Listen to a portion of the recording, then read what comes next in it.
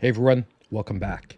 Obviously, quick little sound issue was last second. I wasn't sure I was going to be able to use my microphone, but I actually got it to work like at the last second when it was time to go live.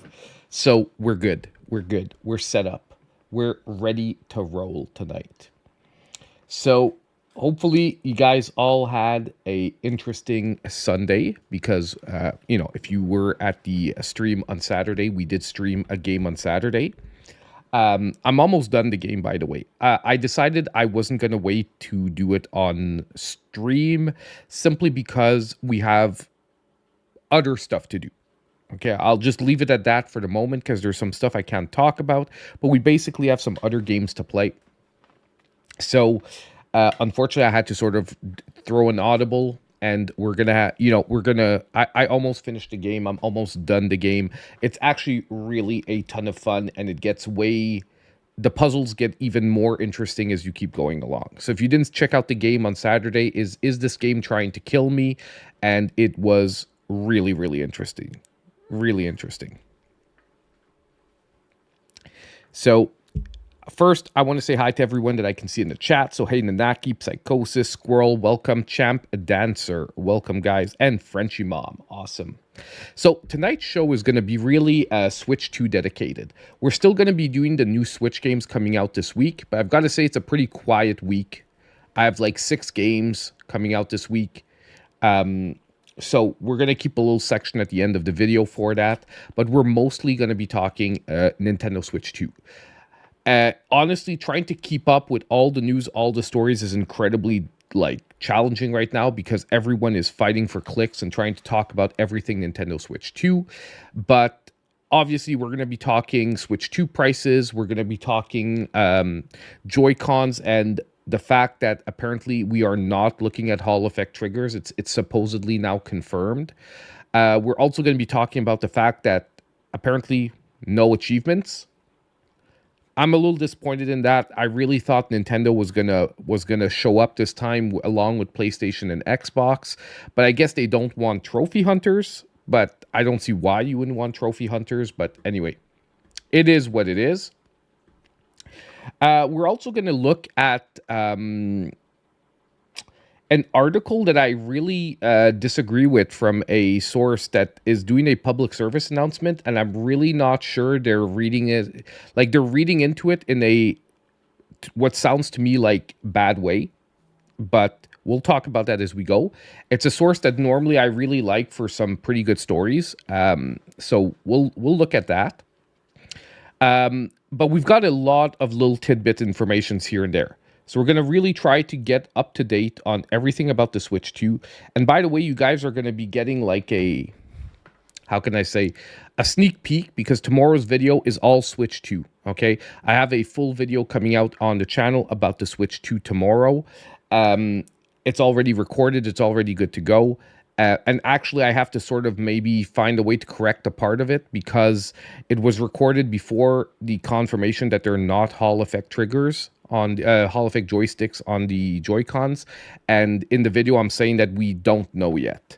So I'm probably going to have to try a way to correct it. I might just do an overlay in the video that says, Nintendo has now confirmed that they are not Hall effect joysticks. So it is what it is. But yeah, so you guys are going to get a sneak peek at tomorrow's video. For people that don't want to watch the whole stream, it'll be it is tomorrow's video will probably be a half-hour video, all about putting together a lot of the information, the good, the bad, about the Nintendo Switch 2. So, let me just look in the chat here, see where we're at for the moment. There's not much coming out till Switch 2 launch. The spin-offs of the SMT game is June 17th. He said there they don't care about the achievements like PS and Xbox. I know Nintendo doesn't care, but I do find it's a really nice community driver. And it actually gives you an idea sometimes of how people are dedicated to a game. Because a game can sell a lot, but if no one's working on getting any achievements in it, it means that maybe the game isn't keeping players interested. It can sometimes be a way to evaluate a game's potential when there aren't reviews out. Because if people are like trophying it all the way through, it most likely has to do with a decent a decent game. If people are basically just showing up and playing the game for like an hour or two and not keeping on playing it, even if there aren't reviews, you can sort of get an idea that it's probably not a game that people are playing a ton of. It's really good for like cheap eShop games. And that's where I would really like to like have trophies. It can sometimes help. And like I said, there's the community effect where, you know, sometimes it's fun that if you're really into a game to chase after those trophies and basically, you know, sometimes have a race with friends, community members, stuff like that. Men's NCAA basketball. Honestly, I don't follow basketball. I love watching basketball, but I watch random games. I don't follow basketball. I love watching it. I just don't follow the games on a regular basis. Okay. So, hey, Annie, welcome back to the stream. Welcome. Glad you're here tonight. Said hi to the rest of everyone. Was watching the chat, seeing who gets added, and just wanted to say hello. Awesome. Glad to see you here. So yeah, we're gonna have a lot to cover, but a lot of it is also like little snidbits here and there.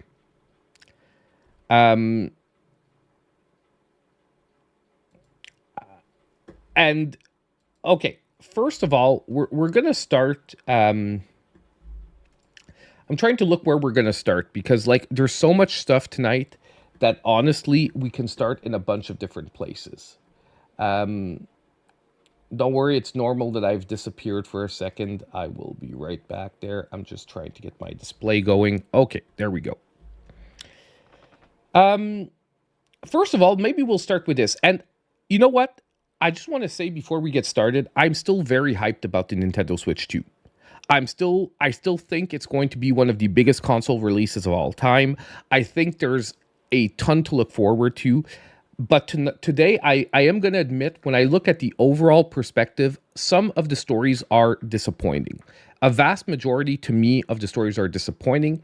So even though I'm covering the disappointing news, this is to give a fair shake to everyone so that you know what to expect, what not to expect. But it does not mean that I'm down on the Nintendo Switch 2. I want to be clear about that because I'm super hyped. On Wednesday, I'm going to drop my pre-order off at my local GameStop. I'm going to be getting the console day one. I already have June 5th off, so I did manage to fix it up where June 5th I am off. So I'm going to be off to play the Switch the day it comes out so that we are alive playing some Nintendo Switch 2 games. Like, I'm hyped. Okay, I'm not going to lie. I'm hyped. I can't wait to get this console in my hands.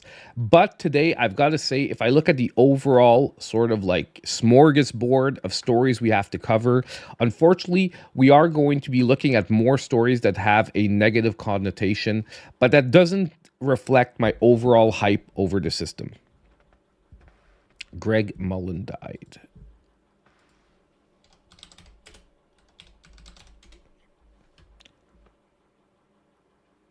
Oh, man. That really sucks. Yeah, Greg Mullen, he's a goaltending coach, right? Hold on. Or what was his last job?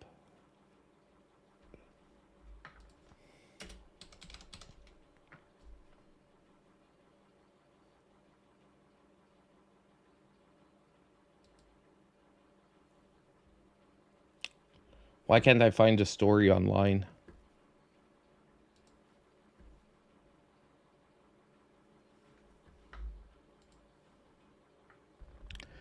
Anyway, that sucks. Yeah, and he was a goaltender coach as well. Like, I know he was a sportscaster. Just in my mind, like, so he was a goaltender, and I knew him more as a goaltender coach. Okay, so that's why the story's like not rampant yet. So I'll look into that a little bit later. It's always sad, man. Honestly, though, like, nothing beats like from the sadness of hockey news, like the Gaudreaus that died last year. And I don't know if you guys knew, but his wife found out slightly after his death that she was pregnant, and his third child was just born, like, after his passing. That really shook me. I don't know how I missed it originally, but I didn't know she was pregnant. I just read the story that his third child was born. So it's actually really crazy. Like, to me, it like brought all those feelings back up when I read that today. I was like, holy crap, man. Not only did the Gaudreaus die, he never got to meet his third child. That was extremely sad. But yeah, well, that is part of the video tomorrow. We're maybe not going to go as much into that. But yes, I am super excited for RTS games like Dawn of War, all these things. Even I would love to see the old Command and Conquers come back. Maybe even like a new iteration of like a Command and Conquer style game. Like, we have so much to look forward to on that. It's why I wanted to specify before we got into things, because the stories we're looking at tonight, I think, are informative. It's important for you guys to know, but a lot of them have some weirdly like negative twists. First of all, let's get into the first one. We'll jump in. We'll sort of ease into things with like news that's important to note. Now, first of all, this is a post from Wario64 that explains something that I'm actually really annoyed by. And I sort of talked about this, how right now the cross-generation games aren't real Switch 2 games. But according to a Nintendo UK support rep, Switch 2 editions of physical games like Breath of the Wild, Tears of the Kingdom, Kirby and the Forgotten Land, and Metroid Prime 4 contain a download code for the upgrade pack along with a Switch 1 version cart of the game. So what that means is that even if you're buying Metroid Prime 4, the Switch 2 edition, you're still getting a Switch 1 cart in it. And the upgrade pack for the Nintendo Switch 2 edition is going to be a download code. You say that's false? You say that this story is false?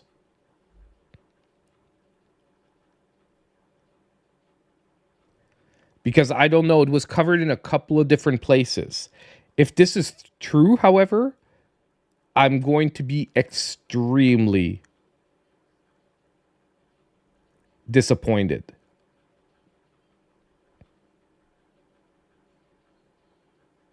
Hold on, there is a post reply here. Let's read through it. Look, if I'm mistaken, if it was already corrected, I'll be the first person to be extremely glad, because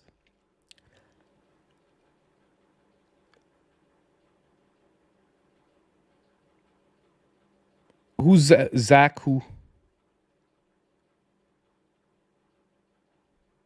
are you talking? Is Zach Wario's name? I don't know. I just know him as Wario64. Switch Force?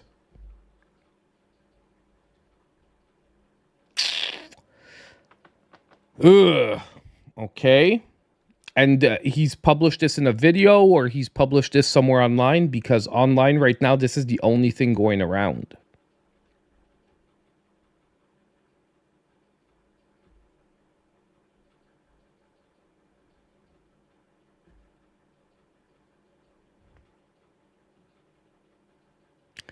Well, we'll put this one on ice then for now. We'll put this as a maybe, okay? We'll put this on a maybe because I just want to be careful about this one, because right now we're having conflicting reports. So just so everyone, if you're not getting the chat, if you're watching this video later, I have someone in the chat saying that Switchforce has confirmed that this would be false, and that apparently if you're buying a Switch 2 version, the Switch 2 version of the game will be on the cart. However, I want to make sure that this is confirmed by multiple sources first. So for the moment, we'll put this one on ice for tonight. We'll put this one on ice for the moment. and we will come back to it. Okay. However, I understand he showed a Nintendo email, but this is like a Nintendo email as well. So, you know what I mean? Yeah, this is from Nintendo UK 2 saying the opposite. So I would be very, very, like, for the moment, let's put this one on ice and let's say we have conflicting reports. So we will start off by correcting this first story. And thank you so much for saying it in the chat, because look, we're all sort of up in the air right now. And we're going, and I'll show you another website that right now things are conflicting story-wise. Because what I read the website is different than what the reporter read the website, and the way I read it is totally different from the way they read it. Okay, and we're gonna get into that, and we will take a look at it. So right now, conflicting reports. There is a possibility that Switch 2 carts, especially for the games that are cross-generational, so games that came out on Switch 1 or that have a Switch 1 version with an upgrade to Switch 2, the Switch 2 enhancement could be a download code. I'll be honest with you though, when I saw this, it didn't surprise me. It just disappointed me. Because to make things honest, why wouldn't you make one version of the game and then sell the upgrades separately? Okay, so it does make sense from a manufacturing perspective, which is why I'm tending to sort of believe this, even though it is a disappointing piece of information. Okay, but we'll put this one on ice for the moment. Let's just say conflicting reports to be confirmed later on in a future Warp Zone. So as soon as I'm able to sort of research this out, get a definite answer, or like a definite, a more supported, confirmed answer, I will go back. I will come back to it in a future Warp Zone. We're not going to spend too much time because basically it is what it is. Okay. Next, let's go to Nintendo Life, who says that it is official. The Nintendo Switch 2 Joy-Con will not feature Hall effect sticks. So unfortunately, it's been confirmed, guys. They said that it's let's read through the review, and they do have a video up on their YouTube channel. So if you do want to check it out, you can check it out on their YouTube channel. But basically, they had an interview with a representative from Nintendo of America, which is Nate Bildorf. And let's go through the story and we'll see what came out of it. So one of the biggest issues that plagued Nintendo's Switch since its launch in 2017 is its stick drift. And in fact, Nintendo faced several lawsuits as a result of the issue, with an ex-repair supervisor previously stating that the workload to fix drifting Joy-Cons was very stressful. Now, while we acknowledge that Nintendo has undoubtedly been working hard behind the scenes to mitigate the issue for the upcoming Nintendo Switch 2, we're nevertheless disheartened to confirm that the Joy-Con 2's joysticks, I don't really like calling them the Joy-Con 2s, but I guess that's going to be the name. Joy-Con 2's joysticks will not be Hall effect.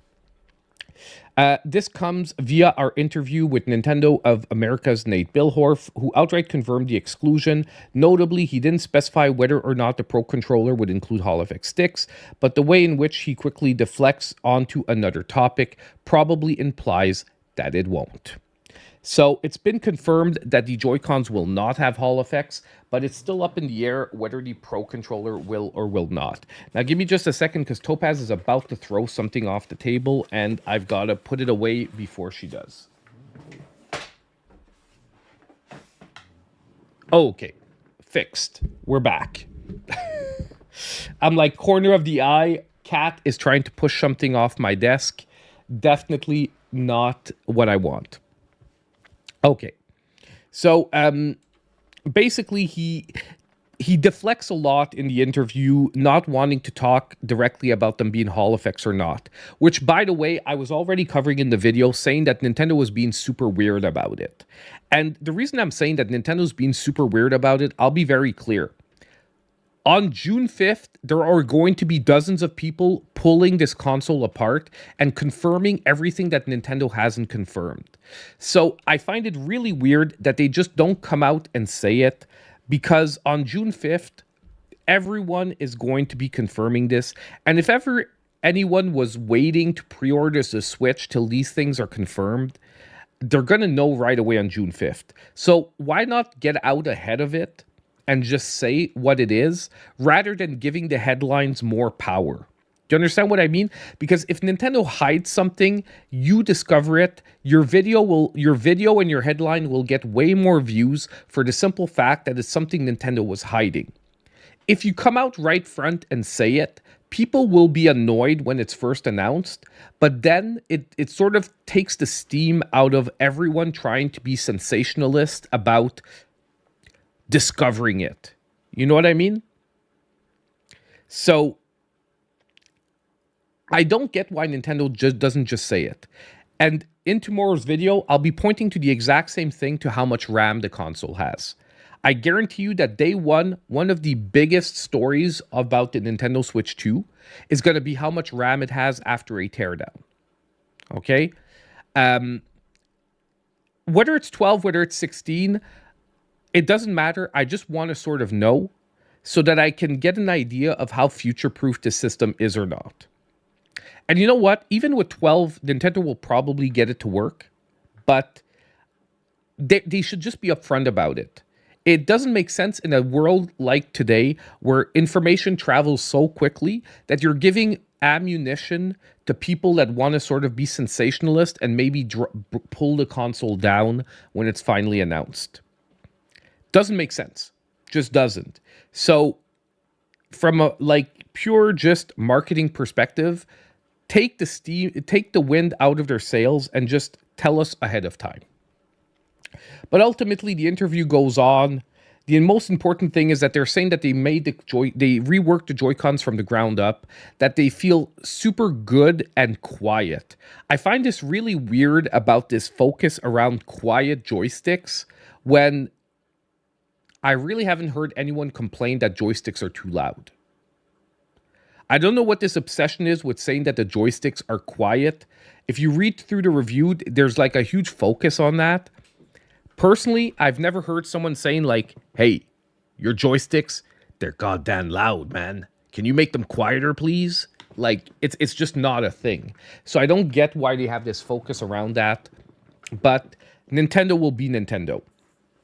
Oh, and by the way, guys, if you're here and you're liking the stream, make sure to hit that like button. Helps out the stream a ton. We've got 10 likes. I want to hit that 20 number at least. So come on, guys, hit that like button. Okay, getting back to it. So ultimately, very disappointed from this. I think this could have been a super easy win on their part. And I don't really think that the investment would have been huge. And I think it would have been just an easy way to like shut a ton of people up. Okay? I heard Zion from Nintendo Life mention Nintendo emphasized the quietness. It's weird. It is just weird. Okay? Hey, Corey, welcome, my man. Glad to see you here. Needless Dragon as well. Mr. Yaz, by the way. Scott W., welcome, guys. Trying to say hi to everyone. Oh, Jumping Bear, my man. I think I missed you a little earlier. Welcome, guys. Welcome to the stream. Thank you so much for showing up, guys. Okay. But ultimately, once again, disappointing. Is it going to change my mind about the console? No, because personally, I didn't really have a Switch drift problem. I have like 5 pairs of Joy-Cons. None of them drifted. One of them broke, but in a totally different fashion. They broke because they fell off of a table, they fell off of a table and actually physically cracked. And I fixed them myself. Like, I got a spare shell and I transplanted it all into a spare shell. So, like, personally, not a not a concern of mine primarily, but I find it's an easy win that Nintendo could have had that for some weird reason they chose not to. And they think they can do it better by designing the Joy-Con from the ground up. I guess we'll see. I guess we'll see. I've never had drift itself either. I've broken joysticks altogether, but when you break a joystick altogether, that has nothing to do with Joy-Con drift. Because if your joystick like just, you know what I mean, has no resistance in it left or whatever, that's a different issue. You've like broken the joystick, and that can happen to a Hall effect as well, by the way. Like that can happen to a Hall effect. It's drift and a broken joystick is two totally different things, and I do think people mix them together. Okay, I think they mix the drift with breaking a joystick. It's two different things. A drifting joystick to me is a joystick that from the exterior looks like it's fine, but has that tiny shift where the dead zone is basically rendered useless. Okay, it basically means that the dead zone is basically rendered useless to me. Okay, but that is unfortunately a little bit of disappointing news. Let's jump into this one because this one I think is something that a lot of people were wondering about. Once again, coming from Nintendo Life, but this was, honestly, we got this from a ton of different places. It came from an original interview with IGN, but the interview's long, okay? The interview is like 3 pages long, so rather than read through a 3-page interview, Nintendo Life did a nice breakdown. Basically, they finally revealed what the price will be for the Welcome Tour, which, by the way, should be free. Let's just be all totally honest. The Welcome Tour should be a pack-in title that should just be free and just a fun gimmick that you can play with when you get your Nintendo Switch 2 without having to pay anything extra. So I'm not going to mince words. It should be free. There's no reason to be charging for it. However, they have confirmed that the price will be $9.99 in the US. It's been confirmed to be $9.99. In the interview that they did with Bill Trinan. So if you go through the interview, Bill Trinan confirms that it'll be $9.99, which is about equivalent to the converted price in yen, which is around $10. Okay, but once again, I'm like wondering why Nintendo is shying away from all these easy wins. It is literally insane how they're like, these are tiny, easy wins that could have bought so much goodwill, where the rest of the pricing would have probably blown over a lot quicker. And especially now with what's happening with the worldwide situation, you know, I'm not going to lie, Switch prices are probably going to go up. And they're sort of prepping everyone. Probably around $15 in Canada. That's what I'm expecting as well. It hasn't been confirmed for Canada, and the conversion rates are sometimes not 1-for-1, so I can't tell you what it's going to be in Canada yet. They only confirmed the US price. But I'm just warning you guys, there are a couple of stories, and I'm keeping them more towards the end. Nintendo is prepping the US for the price going up because of the tariffs, okay? And last time I'm going to say the word tariffs. After that, I'm going to call it the worldwide economic situation, just to not trigger anyone, okay? But it is what it is. And I'm just going to say, if you've been watching the channel for the last 2 months, I said it was going to happen. And the price for the Switch, I was pretty much like right in the when we were talking about Switch pricing, I said that the regular price was going to be between $400 and $500. We're right smack dab in the middle at $449. I said that's what you had to get ready for. And I said that that was a price that was going to be without any import problems. And I think the reason Nintendo, we'll talk about it when we get to that story, okay? We'll talk about it when we get to that story, because I'm gonna slide way too far into it, and then we're gonna get to the story, and there's gonna be nothing to say about it, Okay.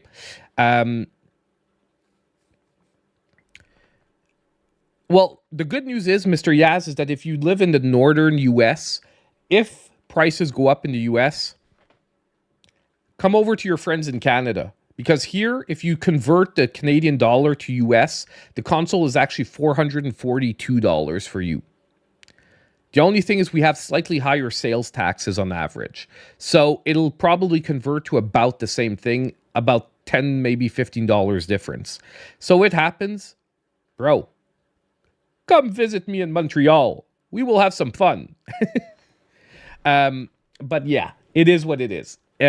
But that isn't out. I talked about it in my last stream. I'll continue to talk about it till it happens. And it has nothing to do with Canada itself. It has to do with helping you guys. Like, I don't give a crap about all this bullshit between whatever US, Canada. I have a bunch of friends. Like, I love Americans. I love visiting the US. I can't wait to get back to things being normal and visiting it and like our dollar being okay. Because right now, going down is like super expensive, where a hotel room is literally 30% more just because our dollars were like garbage right now. So it is what it is. Okay. That being said, price reveal $10. So at least the welcome tour is sort of like okay priced. You know what I mean? They didn't try to price this thing at $30 and gouge you. You know what I mean? However, it should be free. So it's not a win on Nintendo's side, but it's sort of a like, at least you didn't try to go with like a $30 price for something that should have been a pack-in. Okay? And Squirrel, you're about to get banned. Just to tell you, you're about to get banned. Okay, you know that is absolutely forbidden in my chat. I'm joking around. I tell you, I know I'm joking around. You guys know that like it's I'm really hard to piss off on that stuff. So it's not gonna happen. It is not going to happen. Because like, I really like, I'm sorry to say this outright. There's dumb and then there's dumb. So it's hard to get me mad now about like ultra dumb stuff. Okay. So that's out of the way. The pack-in title is going to be $10. And I'm still calling it a pack-in title because that's what it should be. Okay. It is what it is. Okay, now let's get into Nintendo Life, in my opinion, fucking up one of their articles.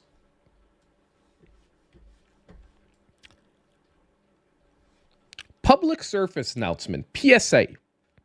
Switch Online includes Switch 2 Edition Upgrade Pack access at no additional cost. Active Expansion Pack subscription required.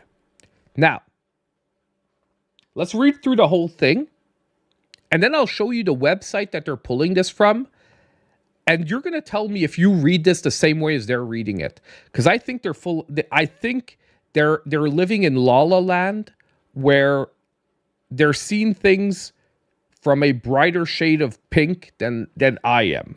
Okay?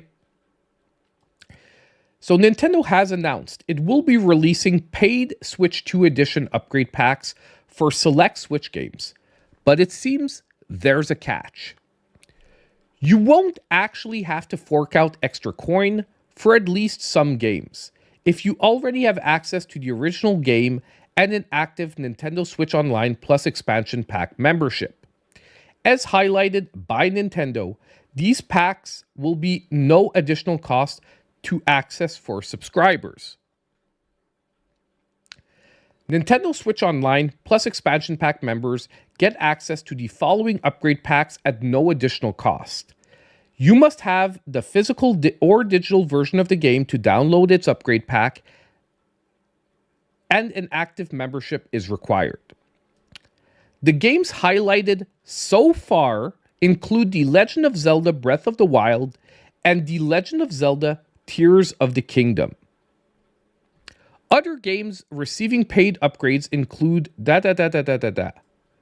Nintendo will also be offering completely free upgrades for existing titles like Pokemon Scarlet and Violet. Now, the way this article reads, it's like Nintendo is saying this is free for the moment and this will be free later on. Like, I know that if you read it properly, it's not directly indicating this, okay? But this is what the article, I think a lot of people will read this and say, hey, the upgrades are all going to be free if you have an expansion pack. Now let's go to the actual website that Nintendo, that they're pulling this from.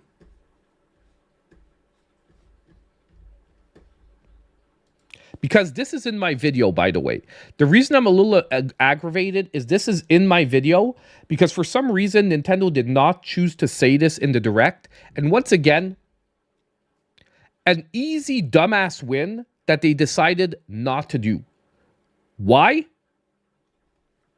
Because Nintendo is weird as fuck sometimes. Okay? They're just weird. So they go through explaining how you have a physical or digital version, you have to buy an upgrade pack, and you get the Nintendo Switch 2 edition. Okay? How to upgrade packs, you go to the Nintendo store, you buy them at retailers, blah, blah, blah. Here is the section that they're pulling from. Included with Nintendo Switch Online plus expansion pack memberships. By the way, this is Nintendo.com. I'm on the Canadian version, but if you look at the US version, it is exactly the same. Okay? Exactly the same. Nintendo Switch Online plus expansion pack members get access to the following upgrade packs at no additional cost. You must have a physical or digital version of the game to download this upgrade pack. Active membership required. And then they say Nintendo Switch, The Legend of Zelda Breath of the Wild, and The Legend of Zelda Tears of the Kingdom. There is no mention that later on more packs are going to become available for free because the other packs are before that mention at the top. At the top, they're talking about Super Mario Jamboree, Kirby, Pokemon Legends ZA, and Metroid Prime. Okay? If these were gonna be free with the expansion pack membership, there would not be a separate section saying only these two games are free. The other ones you're gonna have to pay for. And what I can guarantee you, 100%, or like, let's say 99.9%, Metroid Prime and Pokemon Legends ZA, you're going to have to pay more for the Nintendo Switch 2 version. I'm almost sure that the Nintendo Switch 1 versions of the games are going to be $60, and the Nintendo Switch 2 versions of the games are going to be $70. And the extra $10 is that upgrade pack. But yes, that is in tomorrow's video, by the way, that I'm going to be putting out with the good, the bad, and the weird. Okay, the video is going to be called Nintendo Switch 2, The Good, the Bad, and the Weird. Okay? But I'm going to be putting all this stuff together in a video. Everything I like about the Switch 2 so far, everything I don't like about the Switch 2 so far, and everything that's just weird because Nintendo is just not putting a stance on when they should be. So it's going to be an awesome video. I recorded 50 minutes of footage for it, edited down. It'll probably be around 25 to 30 minutes. And I think if you want a good resume on everything Nintendo Switch 2, watch the video tomorrow. Hopefully it does well. And I've been saying this for a while. A deal video is coming in the next few days. I'll be honest with you guys. I got sick last week. If you didn't know, we had the Nintendo Switch 2 launch. I've honestly not been in a deal mood for like a week and a half because my mind is automatically everything Switch 2 right now. I'm still going to put out deal videos. I'm under the impression they will do very bad as well because I think everyone right now is saving up for the Switch 2 that follows the channel and isn't really going to be spending too much money on Nintendo Switch 1 games. Okay? But I'll still be putting out deal videos just because it's, it's already been almost 2 weeks that there hasn't been one. And it was really because of my health over the last 2 weeks has not been great. If you've been following the channel, you know what it is. Everything's fixed up now. It was nothing major. It was like it was a big nothing burger, but that really, really zapped my system, unfortunately. But yes, so this is really weird. By the way, this is really weird that Nintendo didn't talk about this during the Direct. Once again, a stupid, easy win that they could have bought a lot of goodwill for. And if you remember what I said directly after we live streamed the Direct, I'm like, why doesn't Nintendo give a couple of packs for free to get people hyped about the Switch 2 editions? Well, they're doing it if you have the expansion pack. Why did they not say this? It was one of my biggest points of contention. I'm sorry to hear that, Mr. Yaz. I hope you're on the mend though. But that's like the Switch gaming is cool. The car accident, not cool. But I hope you're doing better, my man. But yeah, so once again, just weird choices, and they hide it, because just to show you how deep I had to go to find this. Okay, let's say you go to the Nintendo website. Okay, let's go to the main page on the Nintendo website. Okay, so when you get there, you have this. Number one, I just want to show you how hard you have to dig to find that they're free. Okay. So number one, you have to go to the Nintendo Switch 2, learn more.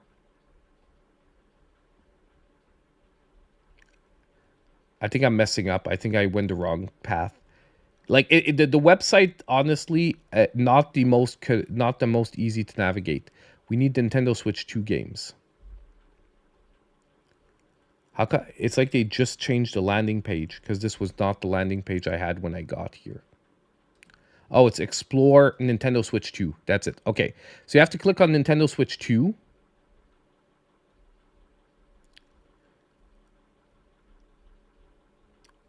Wow. I thought I had the path down. Then we have to go to Games. Okay. We're not done yet. Then we have to go to Upgrade Packs. Then in Upgrade Packs, we have to go to Learn More. And then at the bottom of the Learn More page, you have this. So unless you go to Nintendo Switch 2, Nintendo Switch 2 games, Nintendo Switch 2 games upgrade packs, and the Learn More tab, and then you go down to the Learn More tab, that's where you find it. Okay? Now, there's something more that I want to unfortunately highlight here. While we're on the subject, and this will be in tomorrow's video, there is something that worries me a lot about the Nintendo Switch 2.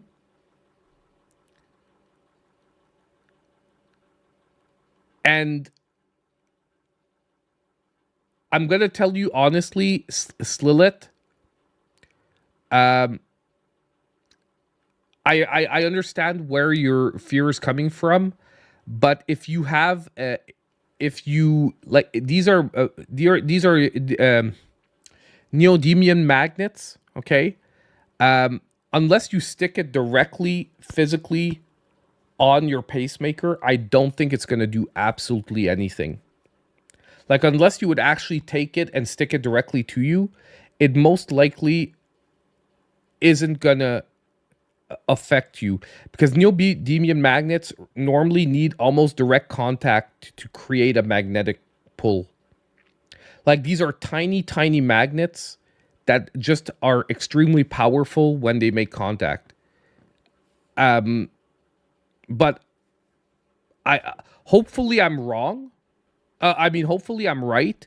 But obviously I wouldn't play with your health based on being wrong.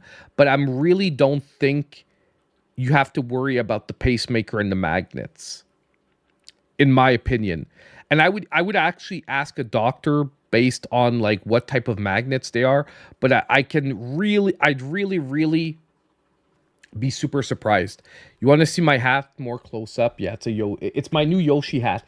I actually had to change the settings on my camera because the hat is so like bright neon that it's hard to show on camera. I had to turn down my contrast.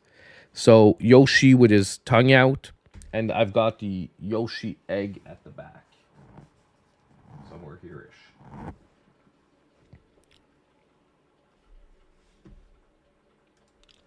But either way, I mean, I'm not a doctor, and I'm sorry about the bad. I'm sorry that for you, it's bothering you, and I can get where you're coming from. I just think it's not gonna.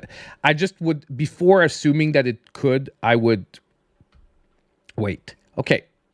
Now let's talk about one of the biggest problems that I see with the Nintendo Switch 2 that currently no one's talking about. This right here. Battery life. The battery life for the Nintendo Switch 2, and let's get a zoom.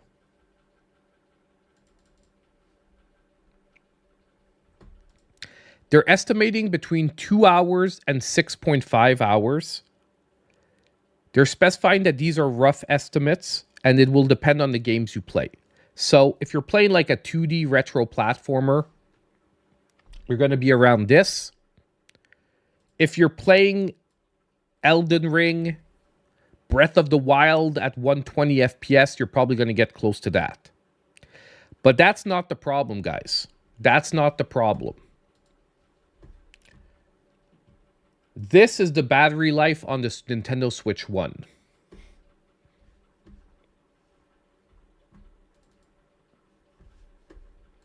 Now I took a screen capture of the page just to make it easier to overlay it. Okay.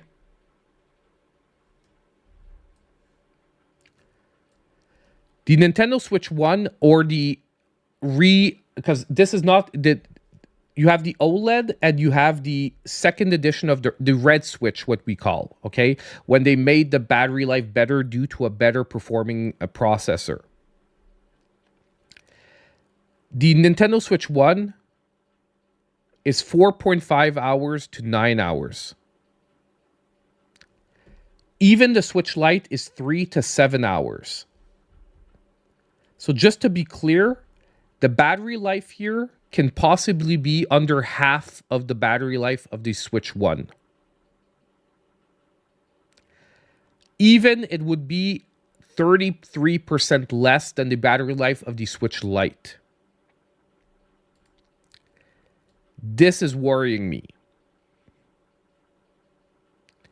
And I said it many times. For everyone that watches my channel on a regular basis, what did I say was going to be the biggest problem for the Nintendo Switch 2? Getting the performance we want with the battery life that is acceptable. I've said, like, if you've watched the channel for the last, like, year, I've been saying this for, like, a year. Nintendo is good, but they're not magicians. Battery life is the biggest thing holding back handheld PCs. Honestly, with the current Switch, I have no problem. With the current Switch, I have no problem with battery life. My Steam Deck, another story altogether. This thing, I love playing games on it. I hate the battery life. And I don't end up playing games on the Steam Deck because I have to charge it too often.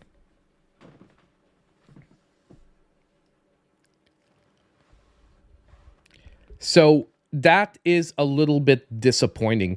And I find it crazy that no one's talking about this right now. No one is talking about the battery life being this much lower than the Nintendo Switch 1. And I just think, I don't know if I'm the only one who's like negotiating, like navigating to the specs page and like comparing it to Switch 1. But this thing has me worried. Because what happens if like this is a best case scenario and we're getting like an hour and a half for some games? I'd go crazy.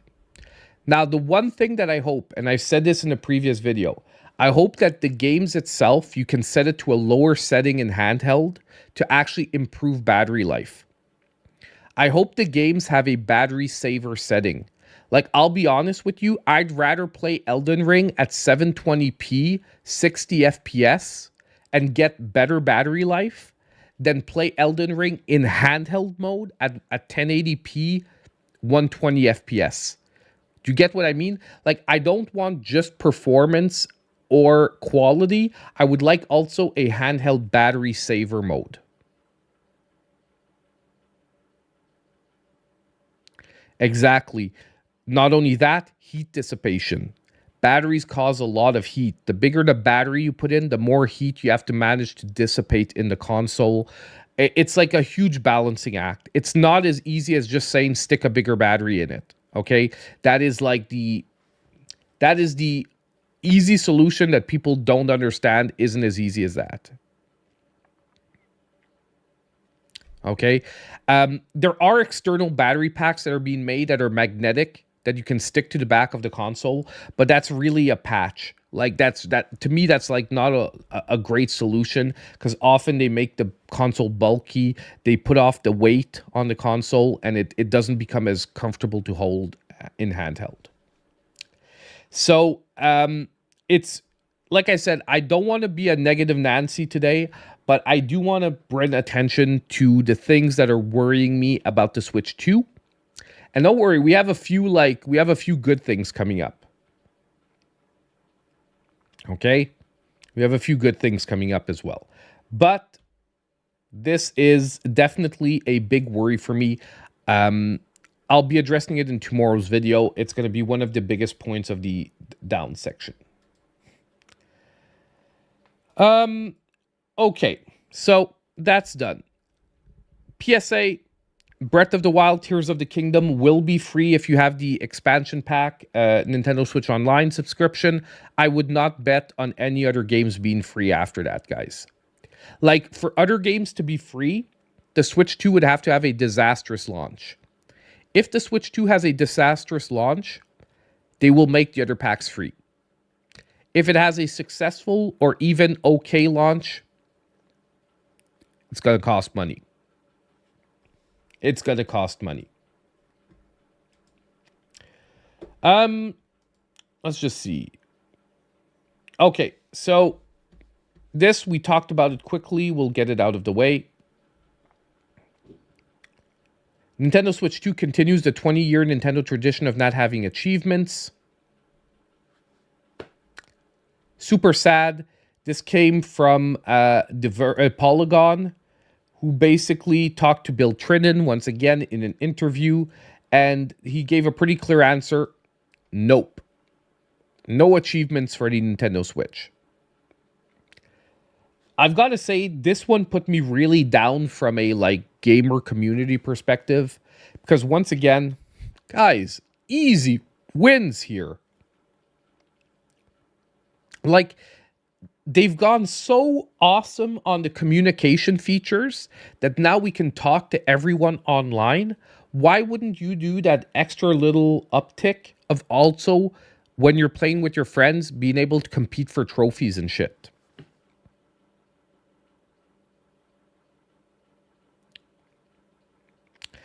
I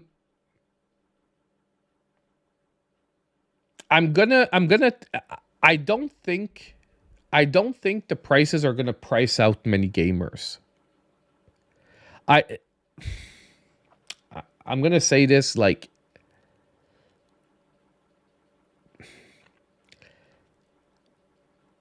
how can I say that? I want things to be cheaper. I do want things to be cheaper. But I said it when we talked about prices for the Nintendo Switch, and we're going to get into the prices very shortly. But the problem is that for many people, we're looking at this from a perspective of people that live, breathe, and drink everything Nintendo. We buy, or I buy, 5 to 6 games a month for a small month, and I buy about 10 games a month for a bigger month, not counting download codes that I receive and all that stuff. Okay.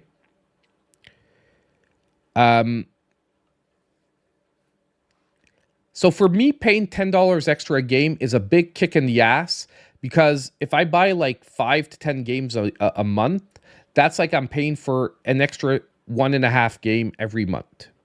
Okay, you're with me so far. The thing is that out of the 250 million Switches, or however many they sold, that type of public is probably under 25% of the public.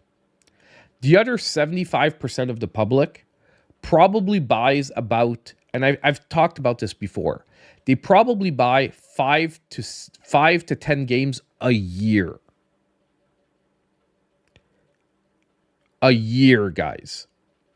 So when you look over a year, the extra $10 for those people are going to be, like, to them, it's like an extra $100 a year at the worst, because 10 times 10 games a year.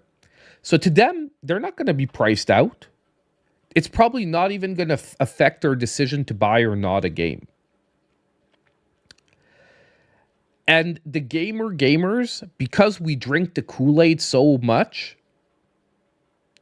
we're maybe going to buy 9 games instead of 10, but we're still going to buy the other 9 games. You understand what I mean? It's not going to price out people, but yeah, maybe some of the harder gamers will buy one less game every month or two. Well, the young, honestly, they get games for Christmas and whatever. Either way, guys, don't forget, what is the channel here mainly about? eShop deals. If you want to just, like, if you are having problems with Nintendo's pricing on games, do not buy games day one and buy them in a couple of months when they go on sale. I know it sucks. I know you want the hype when the game comes out. But even myself, I buy games that sometimes I don't play for a month or two later. Like, if I don't need it for the channel and I'm just buying it for myself, you understand? That happens to me. All you need to do is talk to yourself and say, look, I'm going to buy the game when I'm ready to play it day one. And most likely by the time I'm ready to play it day one, the games will be cheaper. And look, I can't, it is what it is. Exactly. If you're on a budget, watch the deal videos, and I'm going to get you something really good to play every goddamn week that sometimes you can pay less than $5 to play. Obviously, Switch 2, it's going to take a while before the games are $5, but we'll find something that's 20, 30, 40% off every goddamn week after the first couple of months. Because let's be honest, when there's only about 10 games available, most likely there ain't going to be many sales on the games. Okay?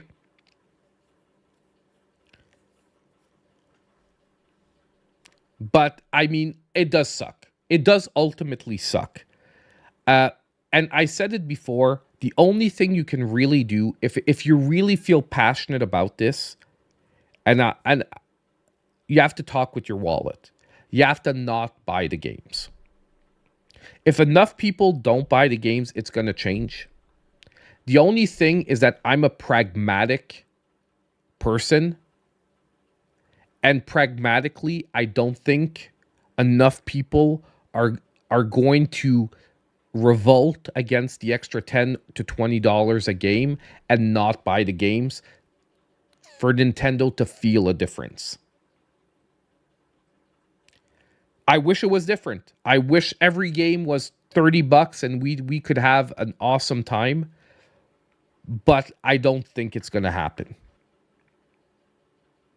I don't think it's going to happen. Okay?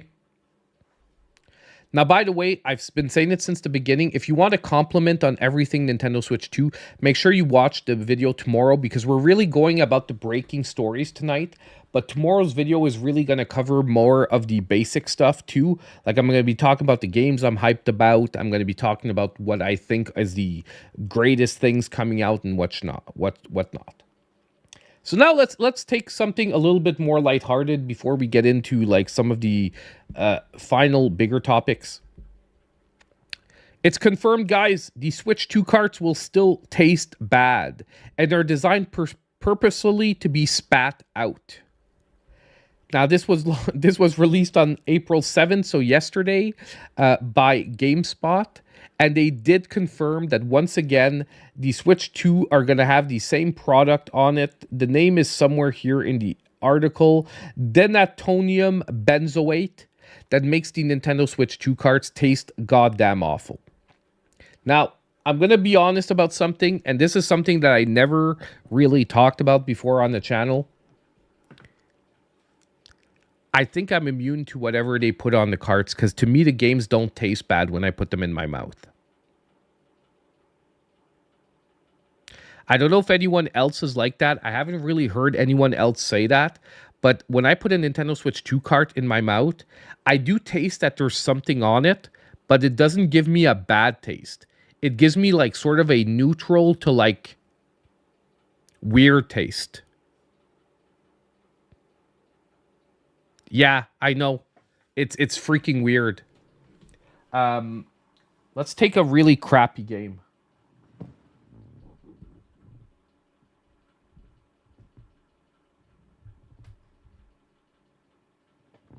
Hold on, I'm just trying to find a crappy game because, you know, saliva can somewhat damage the cartridge, so I don't want to I don't want to use a really good game for this.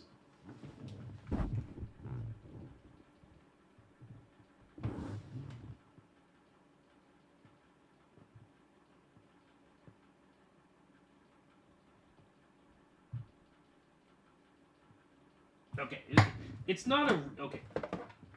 It's not a really bad game, but it's a game that I really don't give a shit about.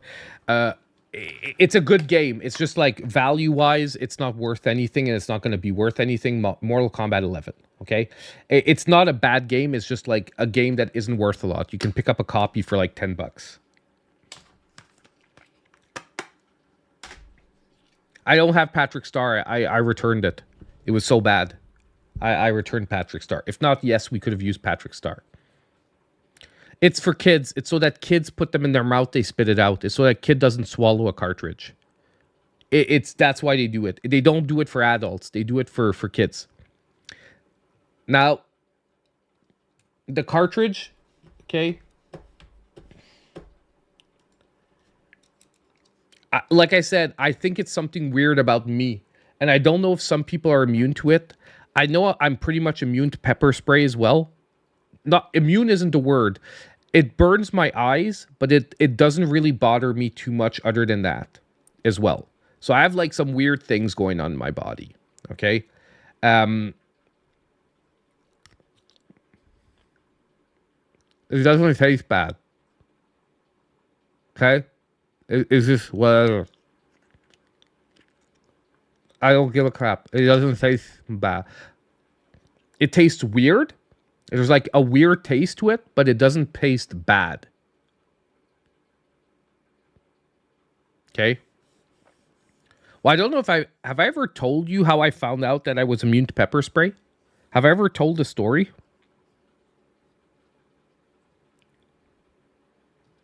Yeah, I for real, like I can grab I don't care, I can grab another one. No, those are all good games.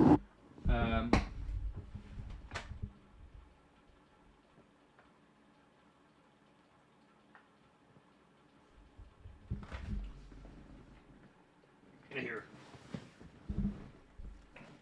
Once again, it's not a bad game. It's just like a game that's not worth a lot. Plants vs. Zombies, Battle for Neighborville. Okay.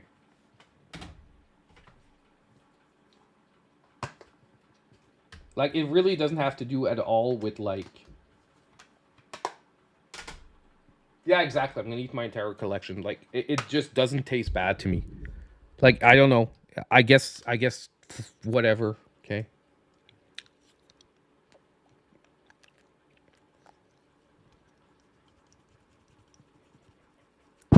It really doesn't taste bad to me. Okay.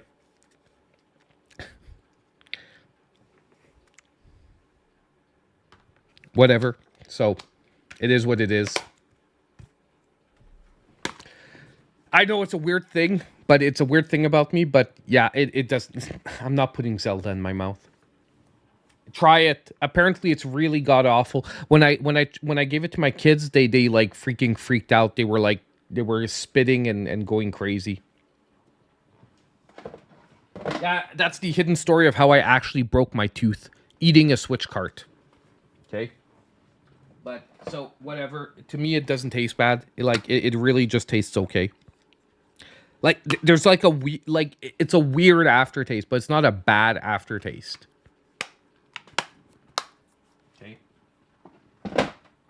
Anyway, so it is what it is. Um. Yeah. So did I ever tell the story of like pepper spray? How I found out? No, because it's actually a pretty. It's like a semi scary story. Um. Basically, when I was, I'll do this really quick. Then we'll go back to the Switch 2 stuff. When I was like 19 or 20, um, I was actually a victim of a attempt at a home invasion. So basically, they rang the doorbell, and when I opened the door, the dude pepper sprayed me, and they tried to rush into the house to like, I don't know, tie me up or I don't know what I don't know what they wanted to do. But basically, so they pepper sprayed me. I fell backwards. It started burning my eyes, and then I went ape shit. Like instead of like pepper spray being like, "Oh my god, I can't move, I can't do anything," I went freaking ape shit, and I like rushed at the guy, knocked him into the wall, broke his leg in my door. His buddies were waiting like because there was three dudes total. His buddies were waiting there. They pulled him out of the door because I was basically slamming the front door, which was like a big metal door on his leg. Like and they pulled him out. They tried to rush at the door to get in, and then I basically just pounded my shoulder into the door, closed it, and I went to grab my katana downstairs because I had a katana in my room. I grabbed my katana. I came back upstairs. I couldn't open my eyes because my eyes were burning. But other than that, I was like at 120%. Like you said, not only was the pepper spray not affecting me other than I couldn't open my eyes, I was like at 120%. Like adrenaline was kicking my body up. I basically managed to dial the cops with like the wireless phone. I guess because this is back in the day where I didn't have a cell phone readily available. I had a wireless home phone, and then basically they tried to rip open the window because like my windows were like those, you roll the windows and the windows like open like this. They basically pulled the window out of its thing, and basically, but I was standing like in the living room, like right in front of the door with the sword ready. What I think happened is they popped their head in, saw that, and said, "Fuck this, we're leaving." And then like I heard tires peeling off, and the cops showed up like maybe 3 or 4 minutes later. And what was funny is when the cops knocked at the door, at first I was like, I'm not opening the door. How do I fucking know you're cops? Because I can't open my eyes. Like that's the only thing. Like I went to the sink and I started like rinsing my face, but I still couldn't open my eyes. So I was like, fuck that, I'm not opening my eyes. But in between, I'd also called my buddy that lives around the corner, and him and his dad showed up at the door, knocked at the door, and said, "Rick, it's really the cops." So then I dropped the sword and opened the door. But honestly, for like a long time, a doorbell would freak me out. Like I was 19 back then, so that's like 23 years ago. But for about, I would say a good 5 years, when a doorbell would ring, it would trigger me. I would like get super like blood pressure would go up, and I'd be like sort of PTSD. But yeah, that was like super scary. And it's home invasions in Canada are freaking rare. Like super rare. Okay? Like ultra rare. Like it never happens up here. And it happened to be. Why? Because I don't know. Life had to test me. Yeah, I know. Here, people would have like in Texas, people would have guns. I know. Like in Texas, like in probably in like the South, people would have guns. Like it would have been like a shootout. I know.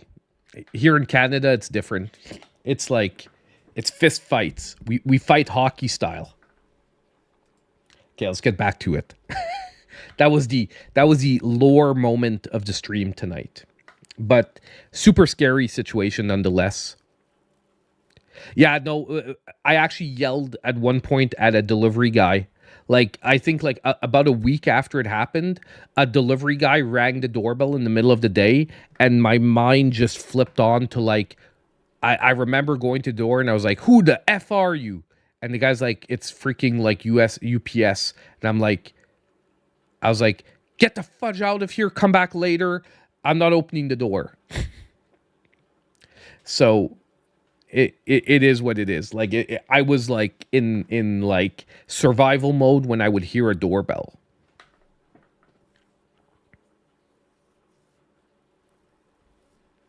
But yeah, it is what it is. It was yeah, no, it was super scary.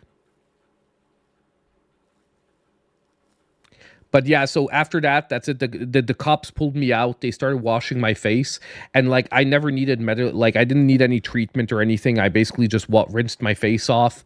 The only part that sucked is that for about a week after, because it was stuck in my hair. Okay, because it was actually like they used bear spray, so it's like it's the same stuff. It's just that bear spray does like a huge cloud rather than just a little jet. So it did a huge cloud in the air. So I had a lot stuck in my hair. So basically, for a week after that, every time I would take a shower, my whole body would start burning again because the pepper spray that was stuck in your hair would rinse down on you and your shit would burn. And if you can picture where water goes, think of that shit down there burning for a week. Because that's what would happen. Every time I took a shower, my junk burned. Okay?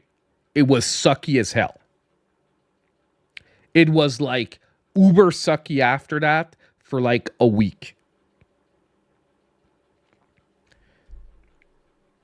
But yeah, it is what it is. Like I'm not immune to pepper spray, okay? I wouldn't say immune. It's just that like it's not gonna hit me as hard as the average person. And you can't know that till someone sprays you with the shit. But yeah.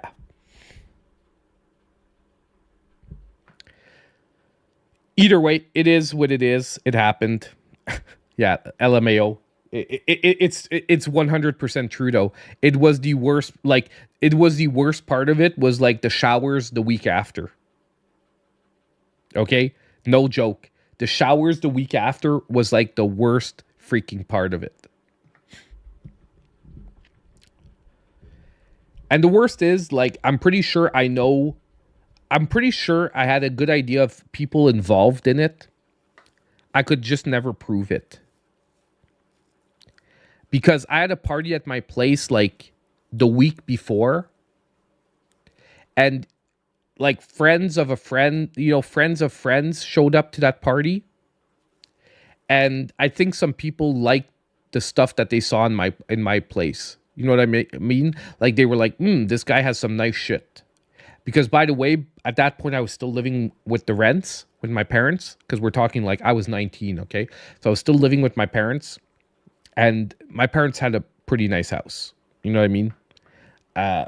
So so I'm pretty sure I know who we're like. I'm pretty sure I know one of the dudes that maybe it wasn't him that was there, but he set it up.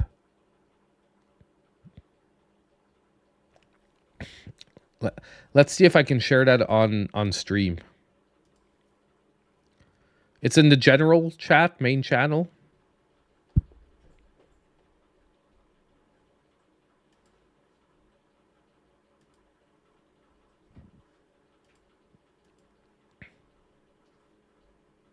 Or did you send it to me personally? I think you sent it to me personally, right, Corey? Can I show it? Can I show it on screen? Do you have a problem with me showing it on screen?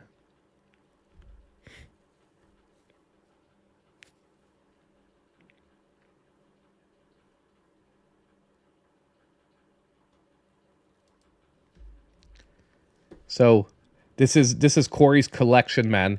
You're gonna get beat down with anime weapons. Like these are all the fantasy weapons.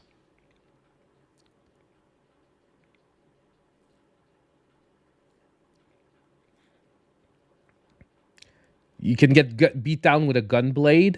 You can get beat down with Cloud's Buster Sword, another version of the Buster Sword, or is this this looks like an anime. I'm trying to think. Is this a Buster Sword or is this from an anime that just looks like a Buster Sword? Because there's something. This is from what you call it, the isekai where he gets pulled into the anime world. It's the oh my god, where he's playing an MMORPG, but he gets pulled into the MMORPG. You guys know I'm terrible with titles. No, this one right here though. This is from.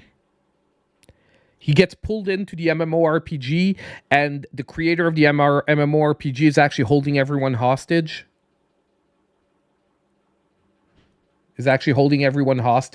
And like he has to he meets like the super hot blonde chick, and then they have to Sword Art Online, exactly. SAO. Yeah, that's the main sword. That's the main guy's sword from SAO. What else can we recognize here?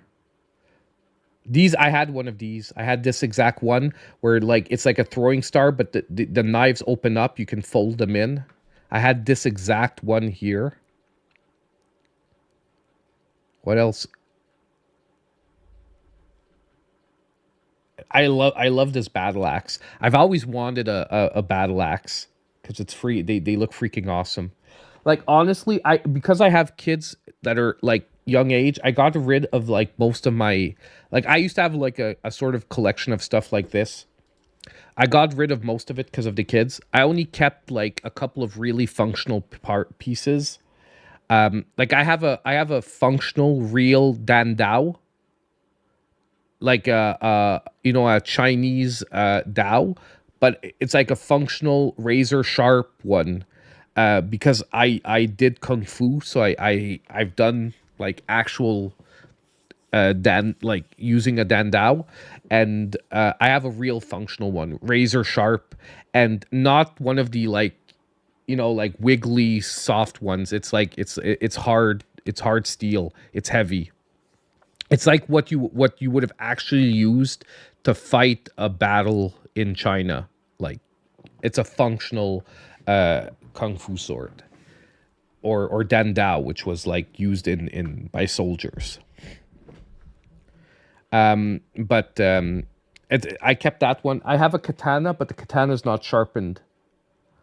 The katana is theoretically a real katana, but it's not sharpened. It's specifically an unsharpened blade.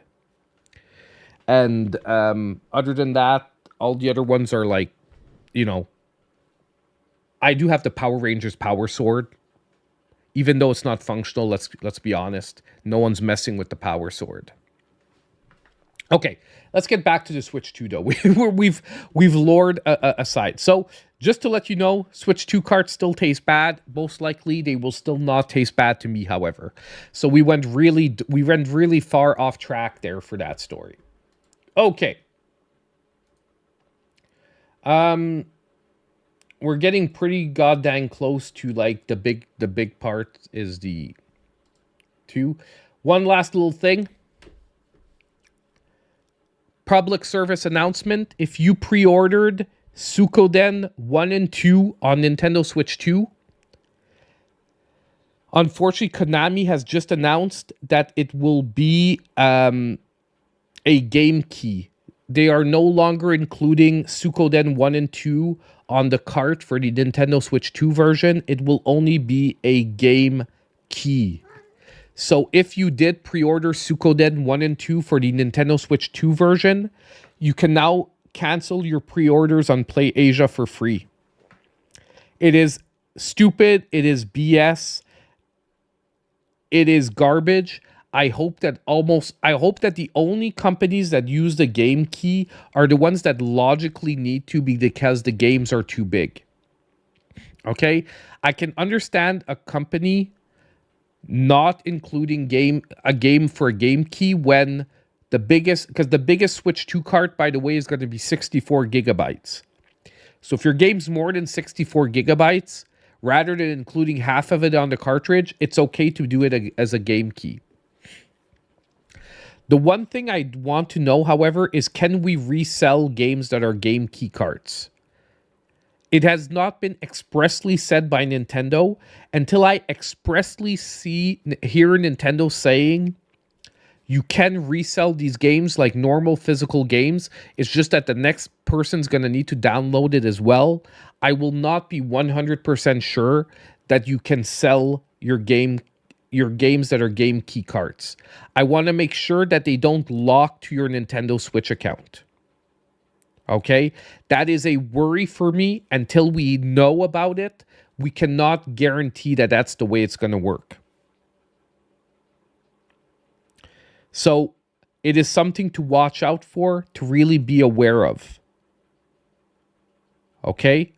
You really, really have to be aware of whether the Switch 2 carts, the game key carts, we're going to have to confirm if you can resell them like normal Switch games. Which to me is a big part of having a physical collection. It's not only for game preservation, it's to have control over the purchases I make. And that if I choose one day to give the game to someone else, to give it as a gift, to sell the game if I choose so, I can do that.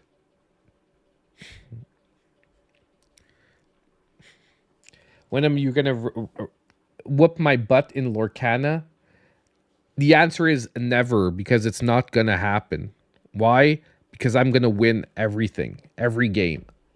Okay? Just like I never die in video games, I never lose at Lorcana.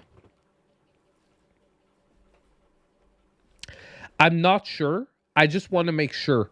I do think it's going to be the same Needless Dragon. I think it's just going to be like the game key card has to be there. As long as the game key card is physically in the console, the game is going to start up, and it's going to be basically used like for as to check for against a fraudulent download. So like DRM, like physical DRM. But till we have a cart and we confirm that, I don't want to take it as a granted, if that makes sense. Is that fair? I just don't want to take it as a granted till it is confirmed either by Nintendo that games that are game key cards can be resold, or till someone tests it out and says, look, I'm using it in this Switch with this Switch account. I'm bringing it over to this Switch with an unrelated Switch account, and it is working in both consoles. Once I see that, ultimately it's the same thing as when you get a Switch cart and it downloads the game. Okay? It ultimately is going to be about the same thing. If that happens, I'm still going to be disappointed because I would like full games on the carts, but it's not going to be as big of an issue as I'm worried it could become.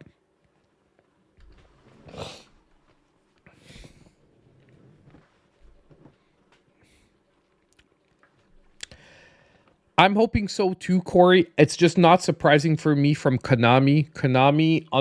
They're getting better because they're finally realizing that they actually used to make video games, but they're still being a little cunty on their choices for this stuff. Konami does it a lot. There's some like Konami, EA, Activision does it a lot for their games. Okay, they're being a little bit shitty on their choices. Okay, so we're gonna hope it doesn't happen too much. Okay. Lastly, we're going to talk about the big story. the big story. Now, if you don't know, Nintendo delays the Switch 2 pre-orders over tariff concerns. So, unfortunately, and I know for a big portion of you, it is your reality if you're living in the US, the pre-order date is no longer April 9th. Now, by the way, I said it before, and it's just so that you guys have an out. If you live close enough, you can come over to Canada. Us, it's still April 9th. My contact at GameStop has confirmed to me that like Wednesday I'll be able to go in and pick one and drop my pre-order down. Okay? We're going to call it the global scenario, okay? The global economic reality. And I'm going to tell you why, in my opinion, Nintendo got surprised by this. Because I'll be honest with you, number one is, I'm just going to pop the other story up. They had a interview with the president of Nintendo of America, and he confirmed that the original price that they launched did not factor in tariffs. Okay? They did not factor them in. And I'm going to tell you what I think happened. We talked about this before. Nintendo manufactures in 3 different countries: China, Cambodia, and Vietnam. Originally, for a long time, the primary country that was being targeted was China. China, okay? You know, you've got to worry about China, okay? But, unfortunately, when April 2nd happened, they didn't only hit China, they hit Vietnam and Cambodia. So, unfortunately, Nintendo doesn't have an out anymore. Do you understand? Like, in my opinion, their actual plan was, okay, if China gets hit, we'll send the Vietnam and Cambodia switches to the US, and the rest of the world is going to get the China ones. You understand what I mean? They were going to like actually redirect the pipeline to whichever country didn't get hit. I know, maybe that will get an out, Psychosis. I know it. I know Vietnam apparently worked out a deal. You guys might get an out. That's why I said for the moment they delayed. They delayed because they're most likely hoping that one of the countries is going to have something like a miracle happen and they're going to work something out. Because that is the biggest problem. Exactly.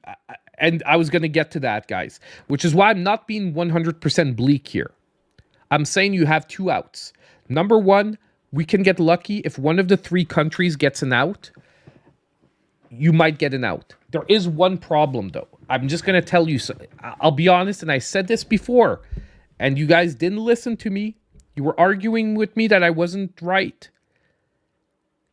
It might be harder to get Switches in the US for a while if they only have one pipeline compared to the rest of the world where there'll be 3. It doesn't mean that you won't be getting them. It doesn't mean that they won't be available. It's just that there might be more often shortages in the US than in other countries. Because ultimately it's just a pipeline issue.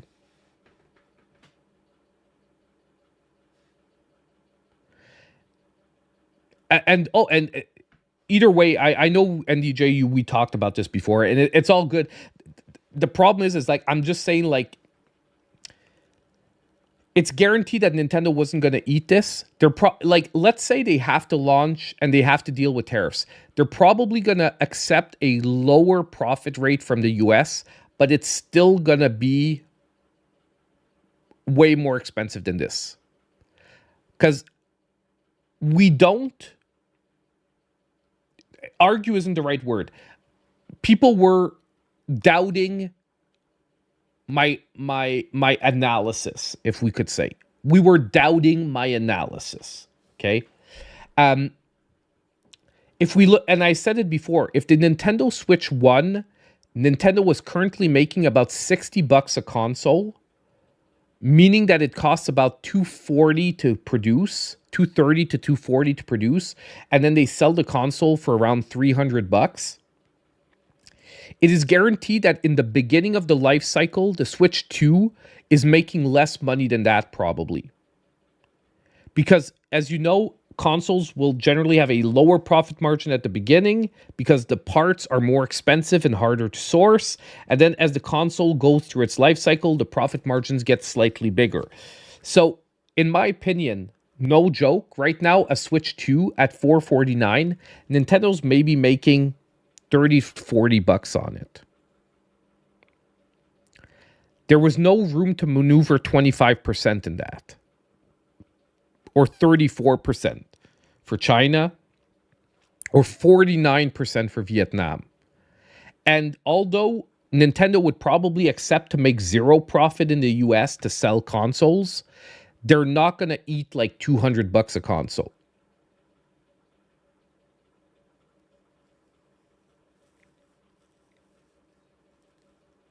Exactly. We don't know what will happen, and that's why I'm looking for outs for everyone. And I mean, it's not perfect, but if you do live on the northern border and you really want to switch close to launch, pre-order it here, come pick it up, but make sure you spend 3 days here to make sure that on the way back, you don't get stopped at the border and charged because you went over your purchase limit. Okay? By the way, make sure you spend 2 or 3 days here, because I do think they're going to be much more sensitive over the next few months, not only because of the Switch 2, by the way. Just in general, I do think Border Patrol is going to be a lot more sensitive to people buying stuff on one side and bringing it over to the other. Okay? Because obviously, for tariffs to work, you can't have black market vendors picking stuff up in the US and bringing it over to Canada without paying tariffs. Okay? So they might be very sensitive. Hey, it's June 5th, dude. It's hot here in June. Okay? Maybe a few degrees less than the US. Well, at least let's say northern US, but it isn't that cold. Okay? In the summer, it goes up to 35 Celsius, which is whatever you guys convert that to with your weird ass system Fahrenheit. I mean, yeah, it is what it is. But I'm just saying it is an out for people who live in the northern part of the country. It is a slight out that some people can have. And if it can help anyone out, good thing. If not, maybe things are going to get cleared up and they'll fix things up. There's a reason why Nintendo delayed and didn't just adjust the price. Because I think they're hopefully working on a deal or a solution. 35C is 95 Fahrenheit. Thanks for the conversion. Celsius rules. Yeah.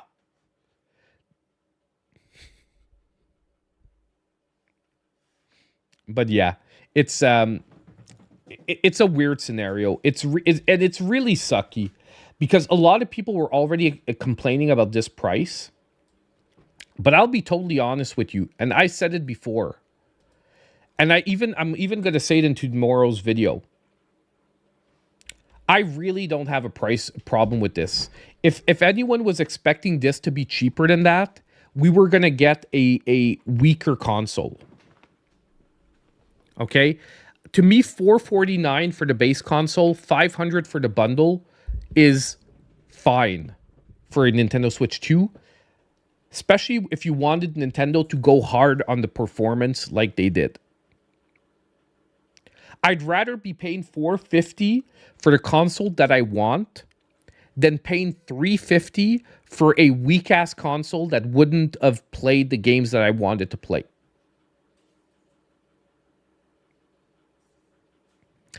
Games at $80,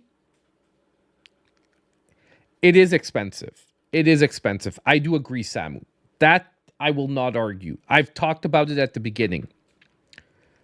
Games are the sucky part is the games at 80. However, the one thing that I can maybe see as a light at the end of the tunnel is if it's really only the occasional game that's going to be 80. And if there's one game that I actually don't mind spending an extra $10 on is something like Mario Kart. Why? Because Mario Kart 8, I've played every week since I have a Nintendo Switch with that game. How many games can you say in your collection do you actually probably play on a weekly, even bi-weekly basis? Very, very few. So if there's one game that value-wise compared to the gameplay, I'm probably going to get the extra $10 of value out of, it is Mario Kart. Now, if they start being stupid about this, and every second game they put out is $80, then we're going to have some real issues.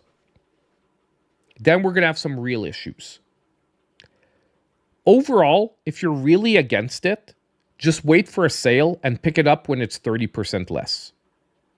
Because you know we're going to get a 30% off sale eventually. You know we're going to get a Black Friday sale for Nintendo. I know you might say like, hey, I don't want 6 months without Mario Kart. But if you're really against it, that is an option. That is exactly, Frenchie Mom, we're on the same wavelength. Just wait for the Black Friday sale.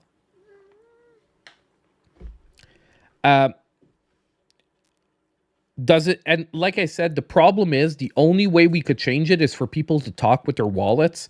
And I just don't think it's going to happen. I just don't think it's going to happen. That is the problem. I wish it would. It's just, I don't think it's going to happen. If there's one thing gamers are not good at, it's, and I'm sorry to say this because but self-control. Look, we all buy games. We have backlogs that are bigger than we can play. Why? Because we consume more than, we're not the best at self controlling our indulgences.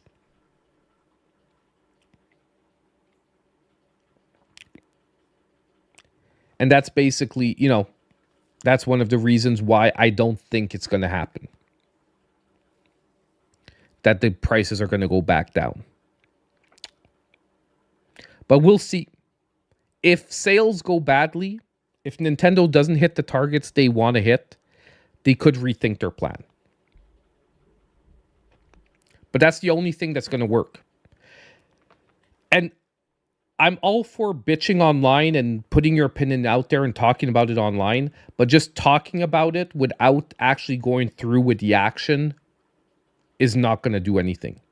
I see a bunch of people saying, I'm not going to buy it, I'm not going to buy it, I'm not going to buy it. I'm pretty sure if we look in their game libraries, week 2 of the Switch, they're going to have the Mario Kart, even if it's $80. Words without actions are just that. Words.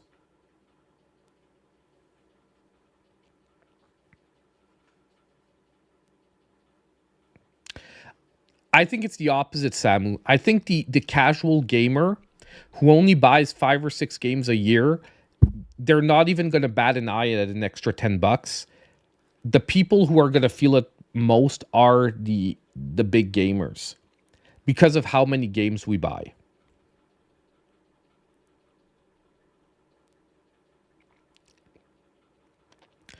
But look, I don't have all the answers.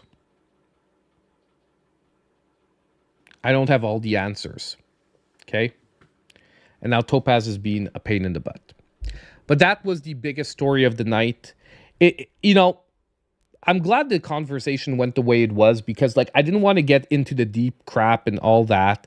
I just think it's really unfortunate, the way things played out. I think Nintendo got blindsided because I do think they would have not talked about prices at all had they known that 2 days later, all 3 of their production countries were going to get hit.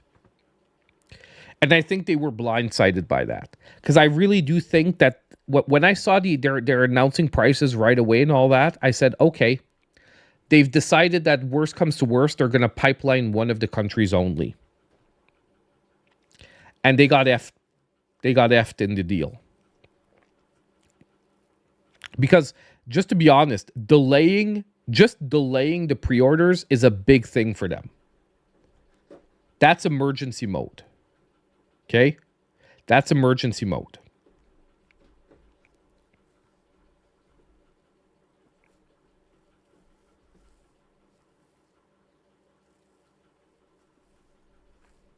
I mean, of course, the other option is, let's say you guys get hit with tariffs and the Switches are like $800. Disaster scenario. It'll create an incredible black market for Canadian Switches going to the US.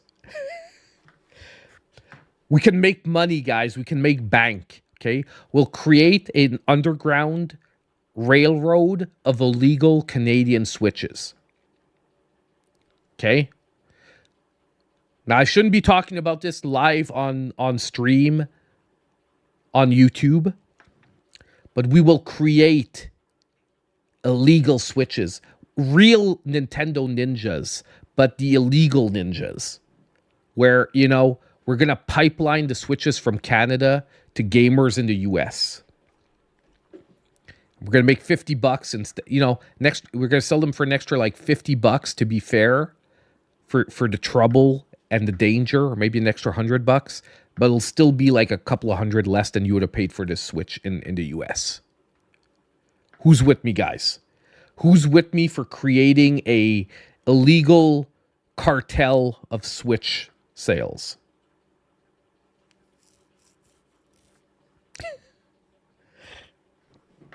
Yeah, crazy plans. Crazy plans.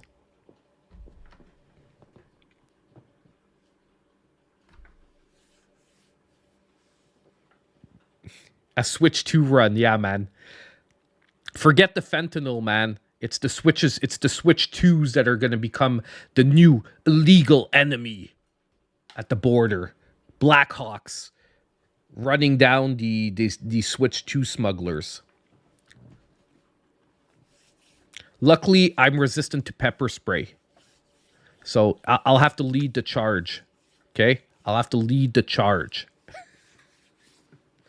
Oh, God. Dude, seriously. Yeah, like the underground, like in Chicago, the supposed secret underground passageways for like smuggling booze. We're going to have the same thing, but for Switch 2s. Rick 2 is a shield, exactly. Anyway. Funny times. Funny, like, weird-ass times. Like, I'm really, like, if it does hit, I'll be honest, if it does hit you guys, I'm really sad for like, gamers in the US. Like, I don't think I don't think it's, I don't think the market deserves that. And I'd be really, really sad that this could possibly, like, make one of probably what should be one of the happiest and best console launches of all time. It could really, like, drive it down.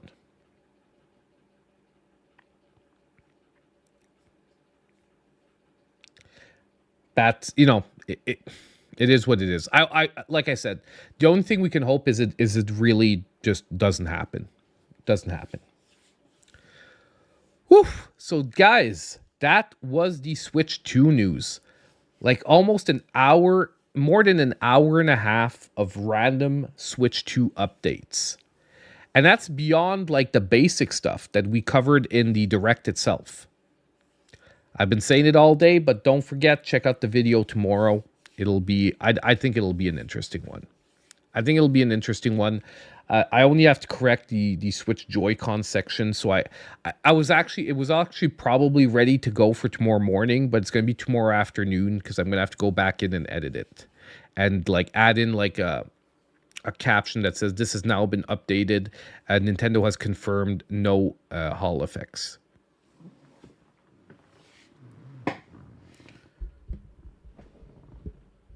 Okay. Oof.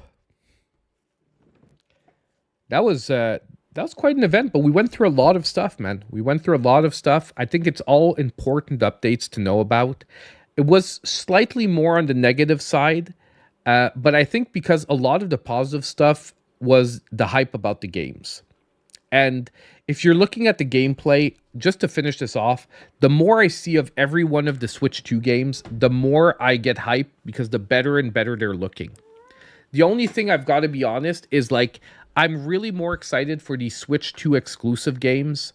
By exclusive, I mean games that will not be on Switch 1, because I think those are going to be really demonstrating the power of the console. They're games that will be developed specifically for the Switch 2, rather than just be an emulation tacked on with an upgrade kit. And yeah, I really hope that I really think we're only seeing the beginning of what's going to be one of the best generations of gaming in a long time. In a long time. Like, I think now, yeah, it's the cat, man. The cat's been a pain in the butt, but it's okay. I'm rubbing her ears now. She should get quiet. But yeah, it's. I'm really hoping, like I said, things get fixed up and shaped up, because I mean, I think it's gonna. It could really hurt the launch, and you know what? Nintendo should have launched it last year. Had they launched the console last year, like they should have, all of this would be a non-issue right now. Because most likely by then they would have had time to shift stuff.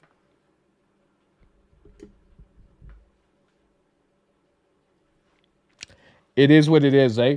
Sometimes you make decisions thinking it's the best one, and you get effed over it. Okay. So we're going to shift into the new Nintendo Switch games for this week. Like I said, it's a little bit of a quieter week. We're only going to have like 6 games that we're looking at. I think this is going to be the new like reality for Switch 1 as things switch to Switch 2. But right now, like, you know, obviously games can't come out for Switch 2, but obviously we're going to be doing a Switch 1/Switch 2 section of this once we get to the Switch 2. So once we get to Switch 2, I'm going to try to have to remodel this part of the video, or this part of the live stream, where we're going to have to divide between Switch 1 and Switch 2. And I'm probably going to try and start focusing harder on Switch 2 as we go about.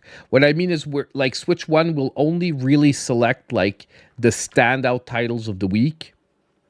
And Switch 2 will probably focus on like a broader selection of titles as they start coming out. But we'll still cover Switch 1 for as long as I feel it stays relevant on the channel and that we are getting good stuff. So let's look at the new Nintendo Switch games for this week. So hey everyone, and welcome back. So now it's time to look at the new Nintendo Switch games for this week. And I've got 6 games lined up. It is a slightly quieter week on the Nintendo Switch front, but I think that's pretty much going to be the norm till we finally see the release of the Nintendo Switch 2. So stay tuned, and don't forget, if you are liking the video, to hit that like button. Now let's jump in. Not too bad? Huh? Had to surprise you guys so you guys can't F me with the disturbances.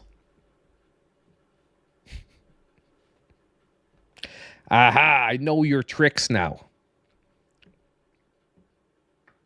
Hey, have a good night, Mr. Yaz. Thank you for showing up, man. Have a great one.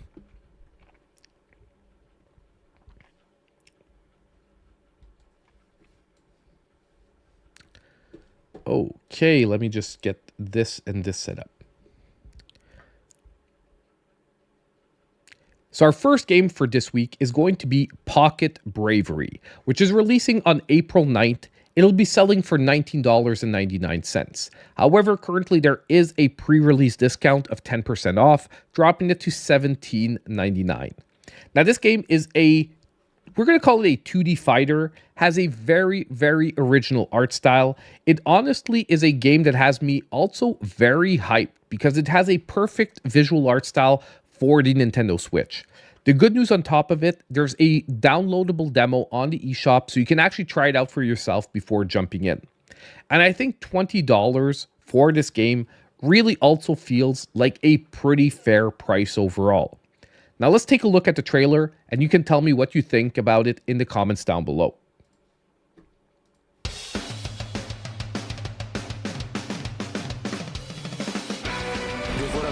Like I said, I love the art style.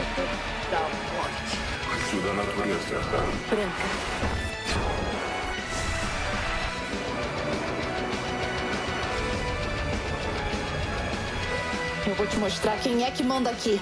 Round 1, fight!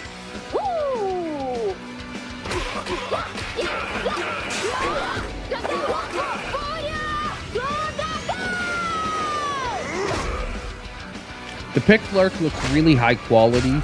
Obviously, these are cutscenes. I'd like to see a little bit more of the actual fighting.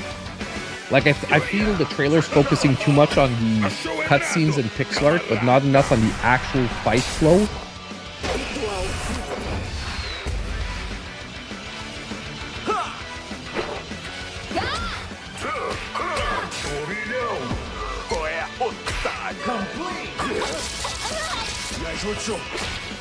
You got this! Prisão de gelo e execução!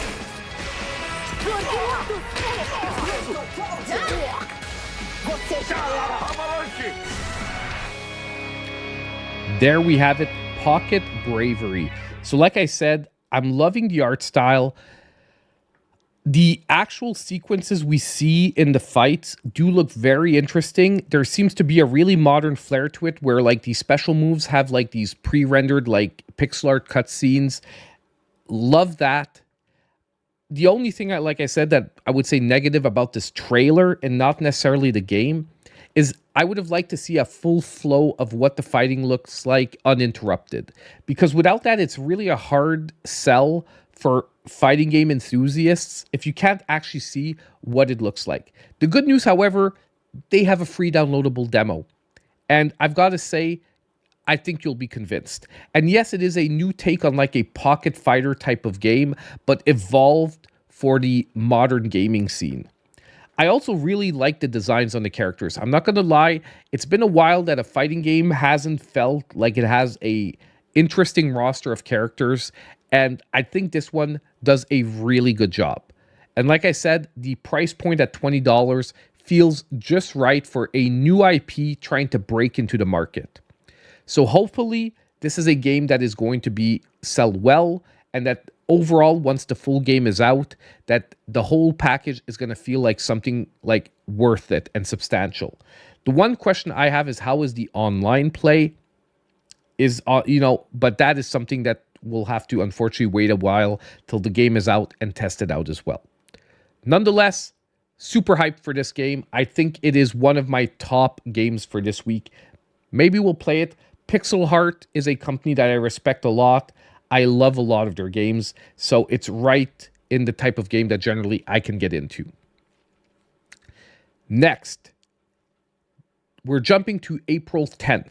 So our next game is going to be Star Overdrive, releasing on April 10th, and this game is going to have two editions. There's a standard edition and a deluxe edition. The standard edition will be selling for $34.99. The deluxe edition will be selling for $39.99. They also both currently have pre-release discounts, with the standard edition selling for $31.49 and the deluxe edition selling for $35.99.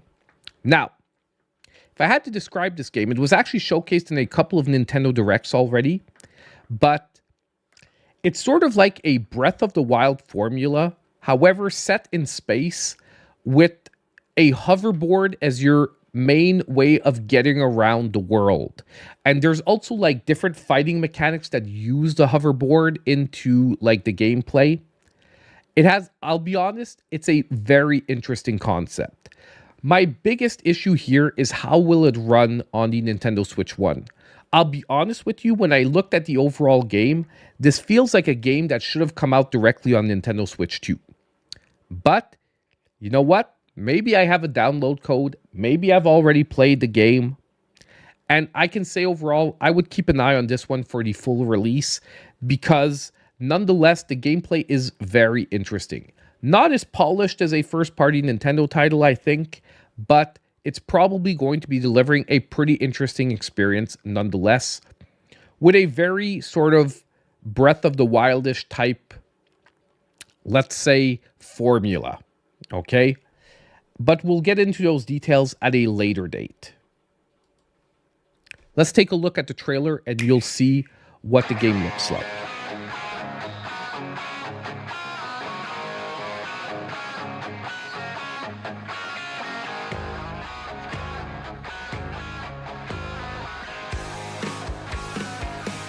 Like even the art style you'll see like It's going to be feels Breath of the Wild an other than the incredible hoverboard adventure. stuff. Just imagine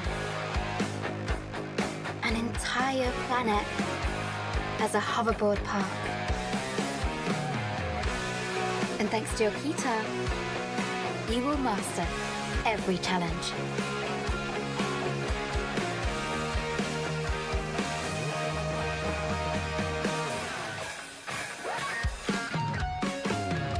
Yeah, the music is actually music sounds actually pretty good. There's a very strong under theme of music in the game. Your main weapon is called a keytar, which is basically a keyboard, guitar, sword. I wish you could see this. Okay.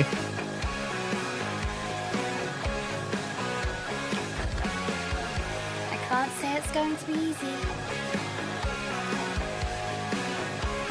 but it's going to be fun. I didn't say it looks like a Zelda game. I said it looks like a Breath of the Wild game. Very different. And I can't really get into any more details because I am embargoed and I have to, just go on what we see in the trailer. But I've got to say, there's a ton of potential here, most likely. But we'll talk about it very shortly at a later date. Something's planned for later this week. But definitely have this game on your radar. The sales price of $34.99, however, is maybe a bit high considering that this is a brand new IP and they want to convince some people to jump into it. I know it's dumb, but I think $5 less at $29.99 would have felt even easier to sell. However, I've got to say, we'll talk about it at a later date. Definitely one just to keep on the radar for this week. That's all I'm going to say for the moment. Star Overdrive, April 10th. Make sure you're keeping an eye open. Okay, let's jump into our next game. Also releasing on April 10th, we have Wind Story.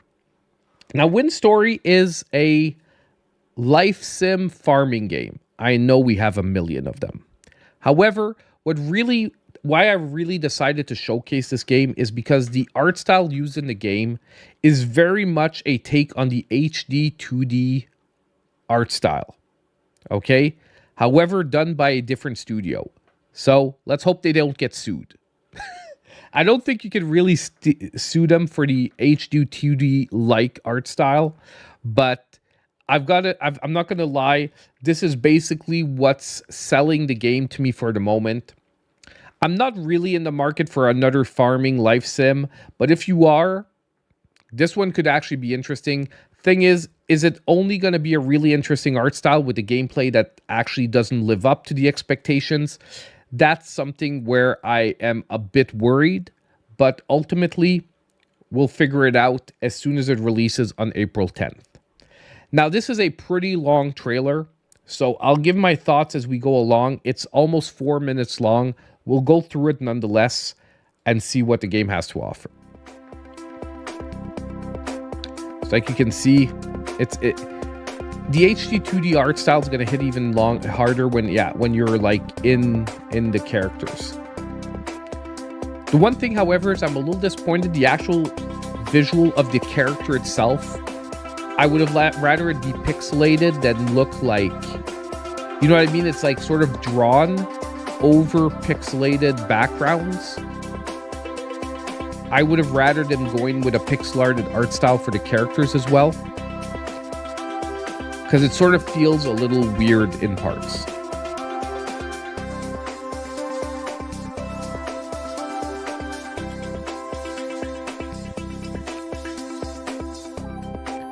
But the world still feels high quality, and I find the art style really works well with this type of game. So I think like if Square Enix actually wants to do a real life sim game, and I know they sort of did with Harvestella, but they went for like more of a full 3D art style for that one. I think they could actually get something together if they would go with like 2D HD. Honestly, I'd be up for like a Final Fantasy like life farming sim set in like the Final Fantasy Tactics universe. You know what I mean? Like, or even the Final Fantasy Tactics universe from the Game Boy Advance. I think it would actually really fit well with that type of art style, but done in like HD 2D. But basically Ivalice. It's Ivalice, right? I'm pretty sure for Tactics. Whatever the world is in Tactics.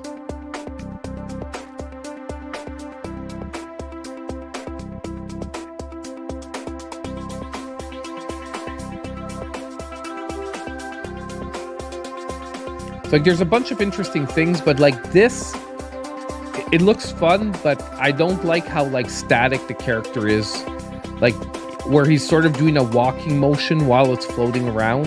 So although it's like super interesting for looking at the environment, the actual like animations on the characters are maybe underwhelming, like I said. And the world is so lush that the characters look cheaper because of it. That's maybe my negative takeaway from this trailer. But I feel like I had to showcase this one because I think a lot of people are going to have questions about it. And nonetheless, the gameplay seems overall pretty interesting. Like, there's a lot of people in these towns. Look at how many people you're crossing. You think the environments look worse? I mean, I don't think it's going to hit with everyone. Definitely.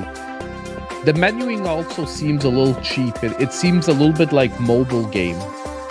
I don't know if you guys get that feeling, but when they go into the different menus, it feels like mobile game level. And I know it's dumb, but menus that feel polished and full, I think goes a long way in convincing people that a game is quality. You get 9098 Mac vibe feelings. Yeah.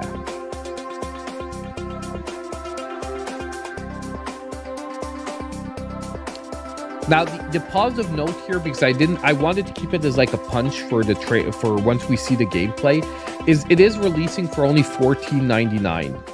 Okay, so basically this game is, I said it April 10th, it'll be releasing for $14.99.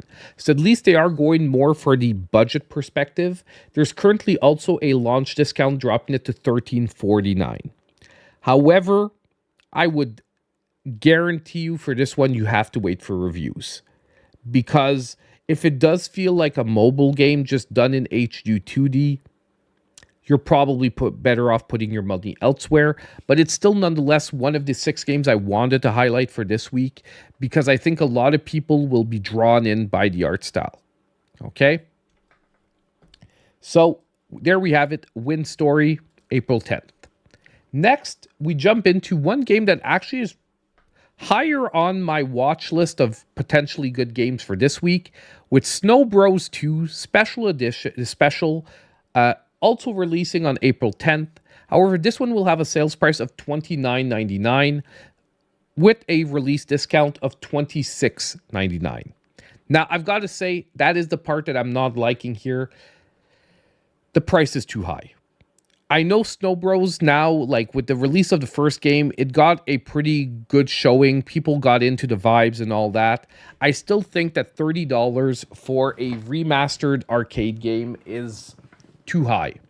But the good news is that I'm way more convinced about this game than the top-down 3D Snow Bros that we played, which honestly just ended up being a not so good experience. So if you missed that, we played that on stream a little while back. I'd highlighted that game as well. We tried it. It wasn't a very good take on the Snow Bros series. This, we're going back to the arcade roots, so it's going to be the 2D arcade game with the same style of gameplay as we got in the original game, just graphics a little revamped and basically new levels. So let's go take a look at the trailer and see what it's offering for that $29.99 price point.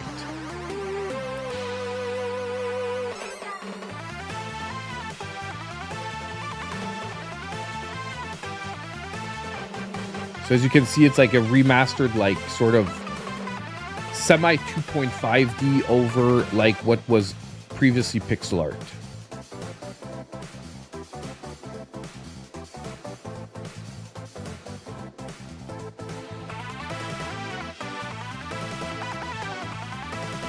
And that's what obviously we're talking about, the remastered version, sort of, that has the sort of 2.5D looking sprites.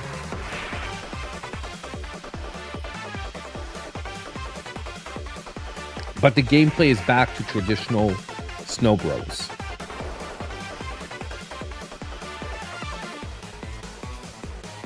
There's a ton of playable characters in the second one. I'll be honest, I'm not familiar with the original Snow Bros 2. So I don't know if this was all things that were available in the original Snow Bros 2. But you know what? I really enjoyed the first one. So to me, it is a pretty good pickup for Snow Bros 2. However, yeah, I would definitely wait for a sale. Okay, for this one, I would definitely be waiting for a sale, because that $29.99 price point just feels too high for this game. Okay, if it was around the $20 mark, it would feel a lot better. Most likely, if you give it a couple of months, it will show up on eShop deals at a much better price point. Okay. Next, we have a game that I'm once again highlighting, not necessarily because I'm recommending this game for this week, but I think a lot of people nonetheless will see it on the eShop, and that is Big Buck Hunter Ultimate Trophy. And we have two trailers we're going to look at for this one. Now, this game is coming out on April 11th. It is selling for $39.99 for the regular edition and $49.99 for the deluxe edition. Now, it's Big Buck Hunter. If you've ever played Big Buck Hunter, you're basically hunting and killing animals. Okay? Not exactly my biggest cup of tea on the Nintendo Switch. And the reason I'm more highlighting this game is more like the gameplay looks sort of okay, but definitely not $50 worth. So even if you are interested in the series, if I'm going to be totally honest with you, wait about 6 months. You can probably pick this game up for about $10. So even if you are interested by this is sort of like a public service announcement part of the video, where I wouldn't recommend spending $50 for this game, because the Big Buck Hunter series generally goes on sale pretty quick, pretty steeply. So if you are interested in the series, more power to you. However, this is also a series that I would say, if you are picking it up, the deluxe edition is definitely worth it, because there are exclusive gameplay modes, and probably if you want to play this game just for the lulls, like just for the laughs, you're better off with the deluxe version, because the deluxe version is offering probably what is the funniest gameplay modes. So let's take a look at the trailer. It's 22 seconds. The second trailer is around 22 seconds as well. But basically, Big Buck Hunter Ultimate it is Trophy. what it is. A new hunting experience 3 times as legendary. Triple the thrills, triple the action. Bigger, 3 times more content. bolder, and better. Big Buck Hunter Ultimate Trophy. Coming this spring. Okay, so that's the basic trailer. And the reason why I'm saying that you probably want the deluxe edition is because the deluxe edition comes with the Ultimate Trophy Zombie Deer trailer. So they tried to do like a Call of Duty zombie mode, but in Big Buck Hunter, where you're hunting zombie deer, and the only way to kill them is to get headshots, because they're zombie deer. Okay, and I'll be honest, if you're playing this for like the laughs, this is probably the mode you're going to want to play, and it's exclusive to the deluxe version.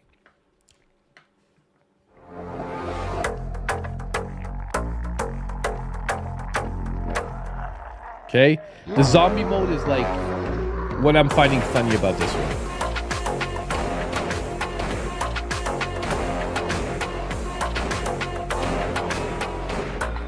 So you have to sort of not kill the normal deer and only kill the zombie deer. Funny concept, adds in a new dynamic. It is what it is. I'm going to maintain what I said, however. I would strongly recommend you wait for a sale. If any of this looked interesting to you because you like those first-person shooters and whatnot, or arcade-style shooters, wait for a sale. There can be some fun to be had here, but not at a $50 price point. Okay? And now our last game for this week is going to be Gunspector. And this is my long shot of the week, but is my long shot that has me extremely interested for two main reasons. Number one, it's cheap as heck. The game is only $2.99, and it's a pixel art twin stick shooter that seems to be done in a Game Boy Color type aesthetic. By the way, it is also releasing on April 11th, and this will be our last game that we're going to be showcasing for this week. But the gameplay for a Game Boy Color inspired game has me extremely interested, especially for only $3. So like I said, it's a room-based twin stick shooter. Let's take a look.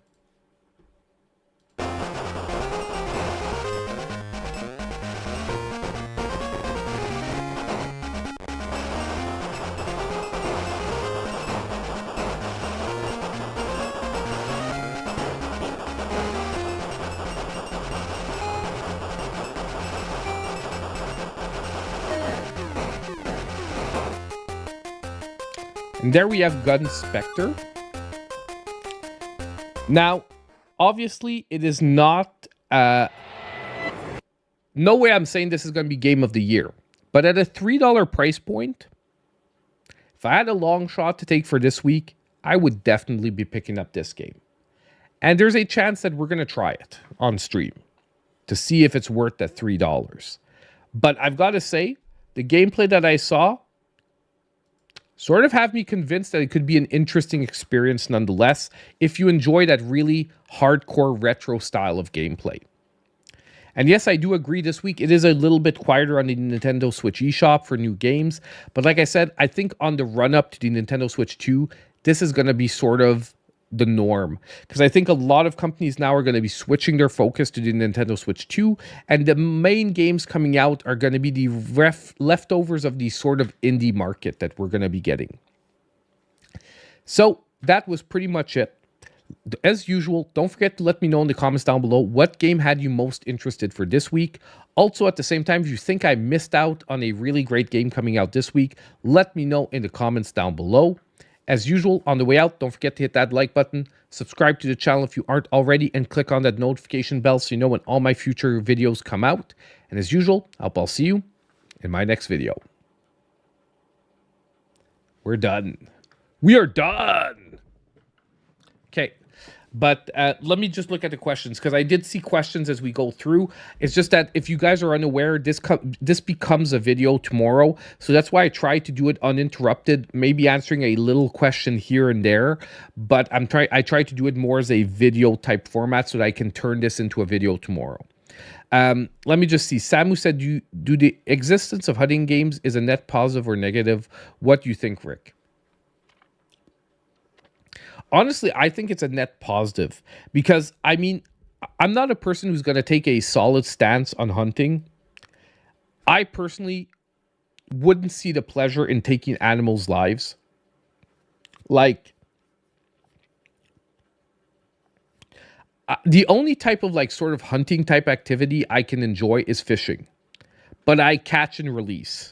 Okay, I catch and release, and it's more the fun of laying back, quiet day on the lake, catching a fish, you know, taking a picture, releasing it back out. Okay, I'm a catch and release type of fisherman. Other type of hunting, personally, I'm not into it because I have nothing against the people that enjoy it, but I personally, I wouldn't feel fair killing animals because it's not an even playing field. I know it's stupid, but like if you give me a bare fist boxing match against like a whatever animal, I would feel better about killing it. But like shooting an animal with a gun, to me, just doesn't feel like a pleasing activity. Okay, but for people that enjoy it, I don't have negative feelings towards those people either. Okay, some people are like, "Oh no, I can't deal with it," and whatnot. I'm not in that boat either. Some of my friends at work are hunters. They hunt, deer, caribou when you can, but the season is short. Blah blah blah. Nothing against it, but I personally probably wouldn't enjoy it. Okay, I wouldn't enjoy seeing an animal die, just because I just don't in general. But I'm fine with eating meat. So that's why I'm like, I'm not against it either, because like I'll eat deer meat, I'll eat like boar meat, like I'll eat like wild game meat. So I don't see myself being able to be against it if other people doing it, if I enjoy the fruits of their labor. Yeah, if that makes like a logical sense somewhere. To me, you can't be against the whole thing if you eat the fruits of the labor. You know what I mean? So my stances on it is sort of neutral-ish. I don't see myself doing it myself, but people enjoy it. So I think overall it's a net positive, because if you're a person that enjoys that activity, you have the option to try it. I think also video games, people that take them too seriously in representing the activities, since I would never kill an animal in real, if I want to try and do a hunting game, that'll probably be the only place I'll hunt. So why not have that sort of type of experience in the only place where I feel comfortable doing it? Because I'm not actually killing an animal. You know what I mean? So to me, it's a net positive, because you can have an experience that you probably wouldn't have yourself. And I don't think it's going to turn anyone into a hunter that isn't already. Like, I don't at all subscribe to the belief that like video games will make you a more violent person or a less violent person or whatnot. Even I would see as more, I think video games would be more of an outlet than a motivating factor that would turn someone into something they're not. Like, I see video games very much as an outlet more than a problem issue. But that is pretty, so that's pretty much it. So that answers that. Yeah, the video games are healthy in my book too. Like, if you are a healthy, well-balanced person, you can logically be a ninja, killing people and assassinating people in a game, and understanding that this is not a real world scenario and you shouldn't go out and do the same thing in the real world. Obviously, if you're an unbalanced person to begin with that has a difficulty differentiating between reality and fiction, if it wasn't video games that would have activate that imbalance, it would have just been something else, like a movie, like a book, like any other type of media that shares any type of fictional scenario. People that fixate on video games as the source, they're treating the symptom, not the issue, if you want. Like someone that reacts to a video game badly, that is a symptom of a problem psychologically that they already had that would have been triggered eventually by something else. And the fact that it is the video game that did it does not make it the video game's fault, because it was eventually going to be anything. And unfortunately, you can't live your life in a bubble wrapped room where you're never going to be exposed to anything that could possibly unbalance you if you're not a balanced person.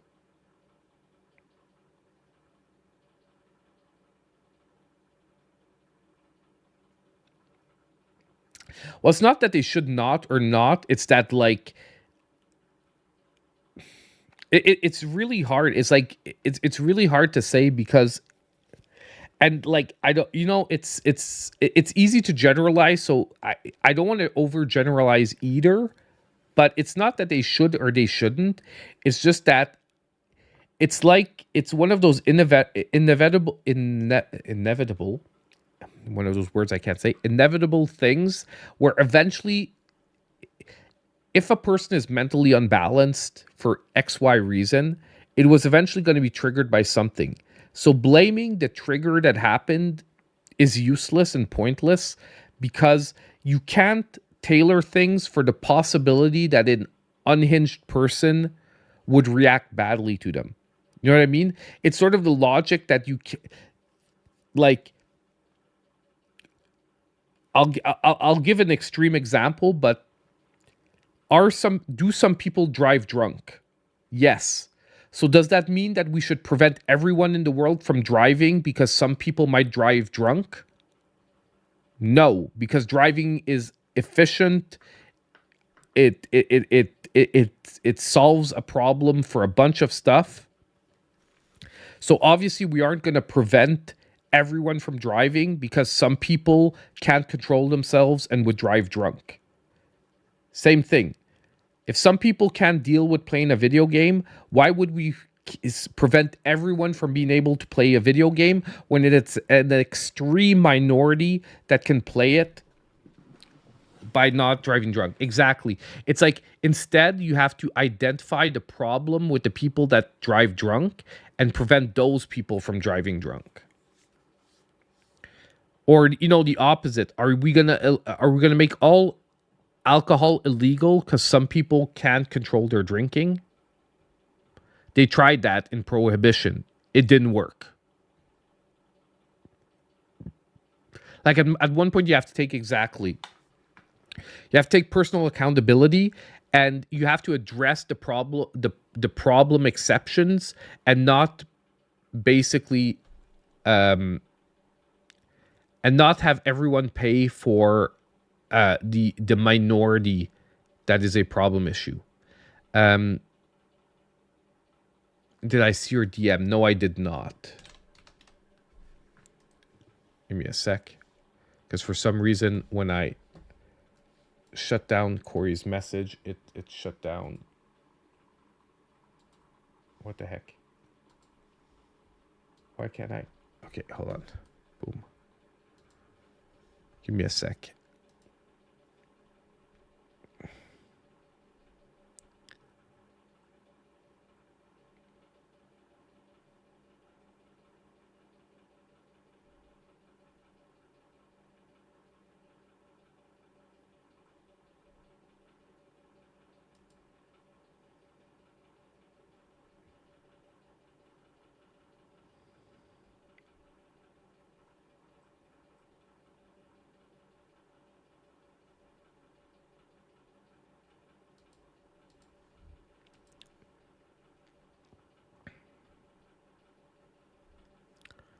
Perfect. So I just saw it. So you said that basically Nintendo Prime also confirmed that the Nintendo Switch 2 cartridges are supposed to have the version on the cartridge itself and not a download code for the upgrade to the Nintendo Switch 2 edition. So apparently, regarding the first story we were looking at, we have a second source now confirming by writing to Nintendo directly that the cartridges for Nintendo Switch 2 editions of games in physical format will receive one cartridge with the upgrade already in it. Now, I hope this is not, and this is from Nintendo Prime, by the way. On X, let me just get it up there. Okay. Thank you so much, Champ, for the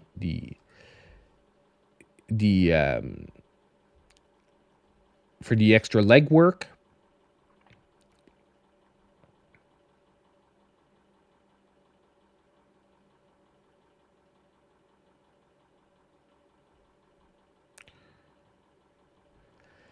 I just hope it's true, and this is not like it's not the wrong answer. But hopefully now this coming from the Nintendo Store team rather than just the Nintendo support team has me a little more confident. Okay? A little more confident. But I'm glad. Look, I'm glad. All I can do is report what's there, but just it's another source. But I'm much more convinced now. Now that we have 2 replies, and it's very possible that the first support answers were just maybe a support agent that didn't have the info and ran with what they thought it would be. Maybe also you might have the option. They might be referring to the fact that you can get a download code.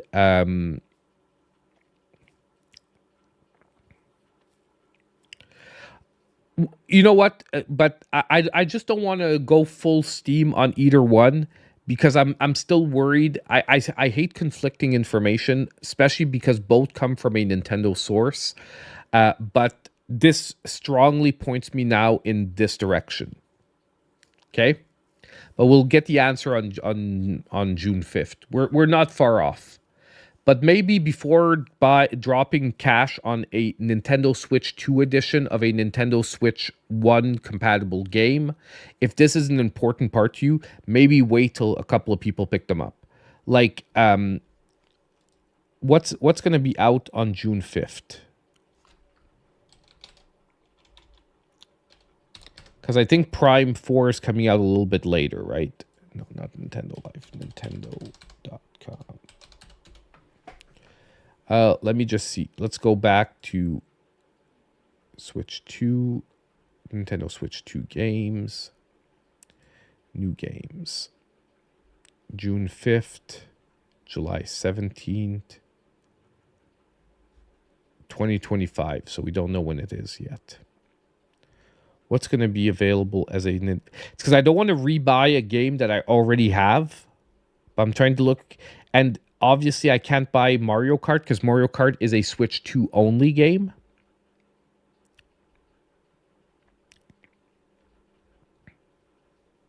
Let's see what has an upgrade pack. Is there anything I don't have? So I have Breath of the Wild. I have that. I don't have Jamboree. I have Forgotten Land. This isn't going to be out on the 5th. This isn't going to be out on the 5th. So like the only option I have would be to buy Jamboree. To buy the Nintendo Switch 2 edition of Jamboree and see if it's coming as a cart with a download or just a cart.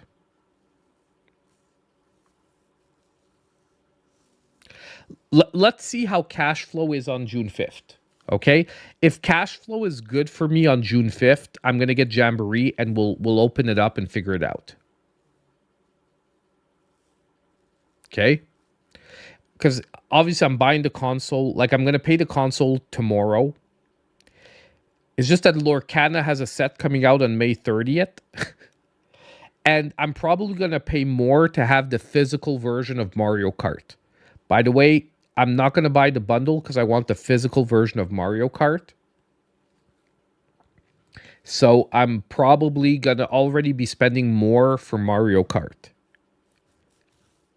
Even though it's more expensive, I'm most likely going to have. Yeah, I mean, Mediator, I'm not a fan of the Mario Party game because my family hasn't gotten into them. And you don't play these games alone. But I might try Jamboree. It's supposed to be the best one, right? So maybe we'll give it another... We'll give it another whirl with the kids, see if they can get into it.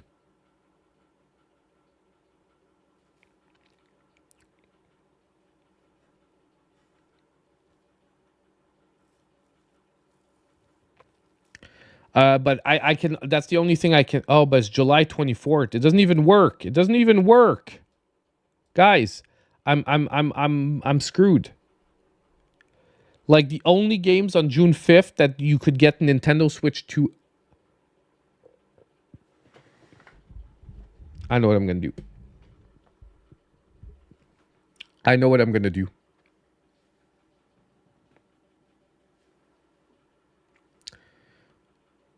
Oh, Frenchie Mom, it's your birthday on July 25th? Awesome. No, I know what I'm going to do. I'm going to buy a Nintendo Switch 2 edition of Zelda Tears of the Kingdom. Open it and then return it the next day.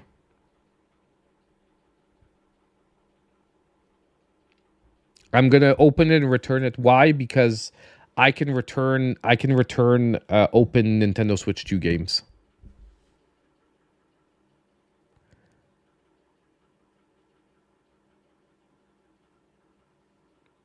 I can return the games. And actually I might buy Breath of the Wild, because if there's any game that is potentially more just a Switch 1 cart, I think it would be Breath of the Wild.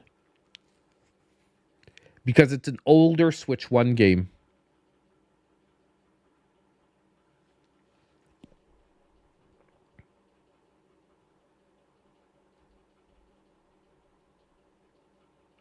I think I'm going to do that.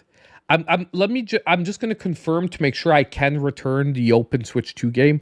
I imagine it's going to be the same rule as every other physical game I buy. The one reason I'm worried that maybe I can't return it is if it is a download code in the box, they might not let me return it, because obviously I've seen the download code. You understand what I mean? They don't want people probably buying the game, using the download code, then returning the game and getting like a free download code out of it, if it is a separate download code. But I think that's going to be my most likely plan for the 5th then. Because they're the only enhanced games that will be out at release.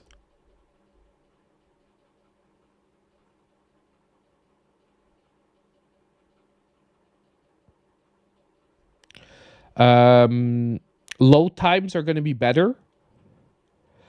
And you're going to have access to that new Zelda Notes app. But, I mean, I think you're going to have access to that. No, you need the upgrade for it. So it's HDR, faster load time, and improved frame rates and resolution. But to be honest, no news on the RAM yet. No news on the RAM. It's in my video tomorrow that it's weird that they're not talking about the RAM, because day one, people are going to do teardowns and say what it is. So Nintendo should get ahead of it and just address it, rather than it becoming like a breaking issue when the Switch 2 comes out. Like, that's what I don't get about Nintendo, is they have to know that day one, a bunch of people are going to take it apart, and it's going to make way more of a splash in the headlines if people are like, oh my god, it only has 12 gigabytes. This is so bad. That if Nintendo gets ahead of it, and by the time the console drops on the 5th, it's sort of old news. Do you understand what I mean? Like, if it comes out now, by the time the console comes out, it'll be old news, and people that aren't like really deep into gaming news aren't even going to see the stories anymore.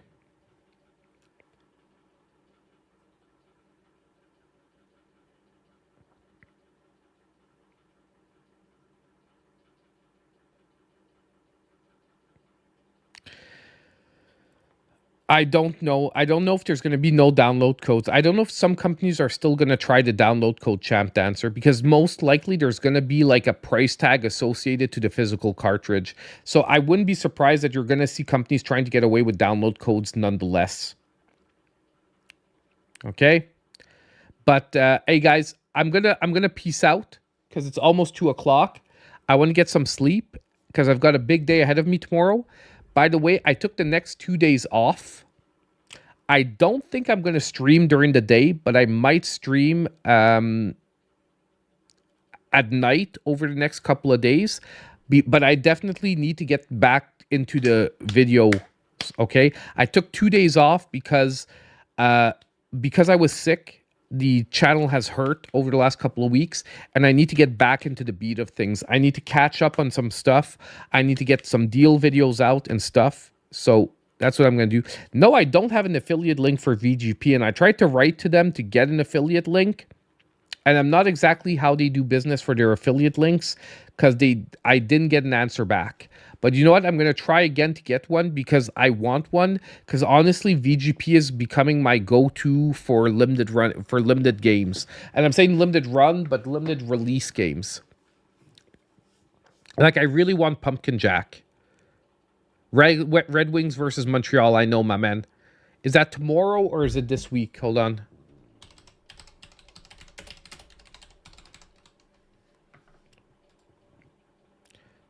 Yeah, it's today. Well, like tomorrow, but today because we're technically already Tuesday.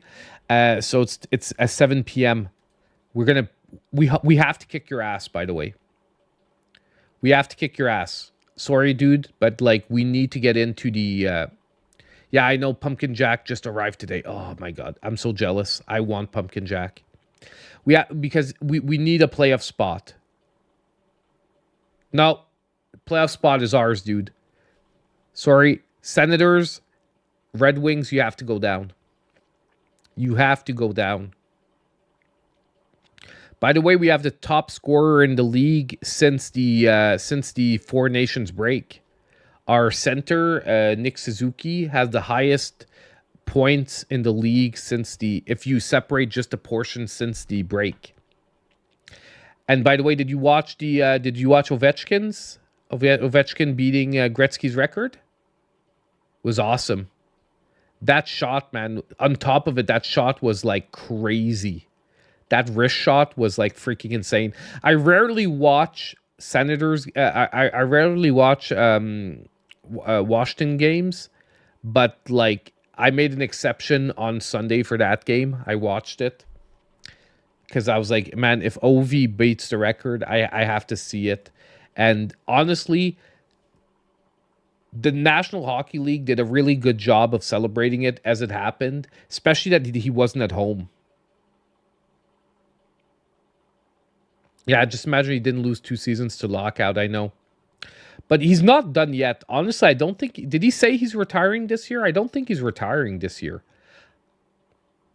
I don't feel he's retiring this year. Like, I think he's still got a couple of seasons in him. Even if he needs to tone down the one more year on contract, yeah. And I feel like after that, he could take another 1 or 2 year contract somewhere. You know what I mean? Like, just like a sort of finish off the career, take maybe less of a premier role. Maybe he wouldn't want to. Maybe he would want to go out on a high. But I feel he could take like a leadership role where he plays like on a second line. Yeah, I think so too. I think they would still keep him. I mean, he's still a top-notch goal scorer in the league. And physically, he still looks good. Physically, he still looks good. He still looks on point. But, yeah, basically, we need 95 points. We are now at... do we have the standings? NHL wildcard standing.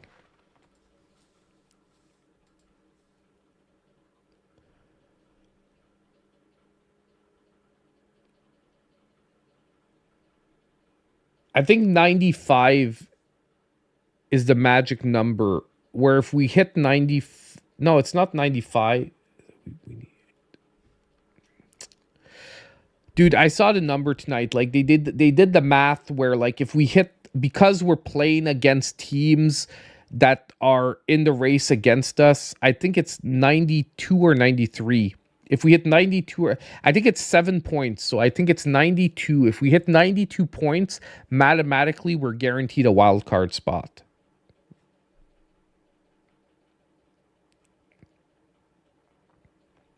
Yeah, like, dude, you're not catching us. You're not catching us. It says here that you guys we have a game on you. We have 77 played. You guys have 76 played. So we actually have... Oh, I understand what you mean. You're saying you have a game on us, meaning you have 1 less played game, so you have an extra game to play. But even at that, that's like a 4-point difference. Because, like, let's assume you win the game you have in hand at 81 points. There's a 4-point difference. You still have to have, like, it's a crazy run-up. And I think mathematically it's 92. If we hit 92, so that means, like, we have 77 games. It's 82 games. So we have 5 games left. So we need basically 7 points out of 5 games. So that's like 3 wins and a tie. So it's like 4 wins out of 5, 3 wins and a tie, 2 wins and 3 ties. Like, but that is for a guaranteed place. That's for a guaranteed place. Because obviously, like you just said, depending on how many games Detroit and New York, like basically these 4 teams lose, it might become a non-issue. It might become a non-issue. Because like if you guys and New York lose too many games, well, Islanders and Columbus are so close. Honestly, Buffalo and Pittsburgh, I'm not even worried about them. It's impossible that they catch up. It's these 4 teams. We need you guys to lose as much as possible. But the problem is, like we said, is we're playing you and we're playing Ottawa. But honestly, I don't think we're catching Ottawa one way or the other. But still, that would be a big game to win. Anyway, hockey talk. Woo! But yeah, and we need we need to make the playoffs. We need to make the playoffs. I don't want Montreal's season to be over in like 2 weeks.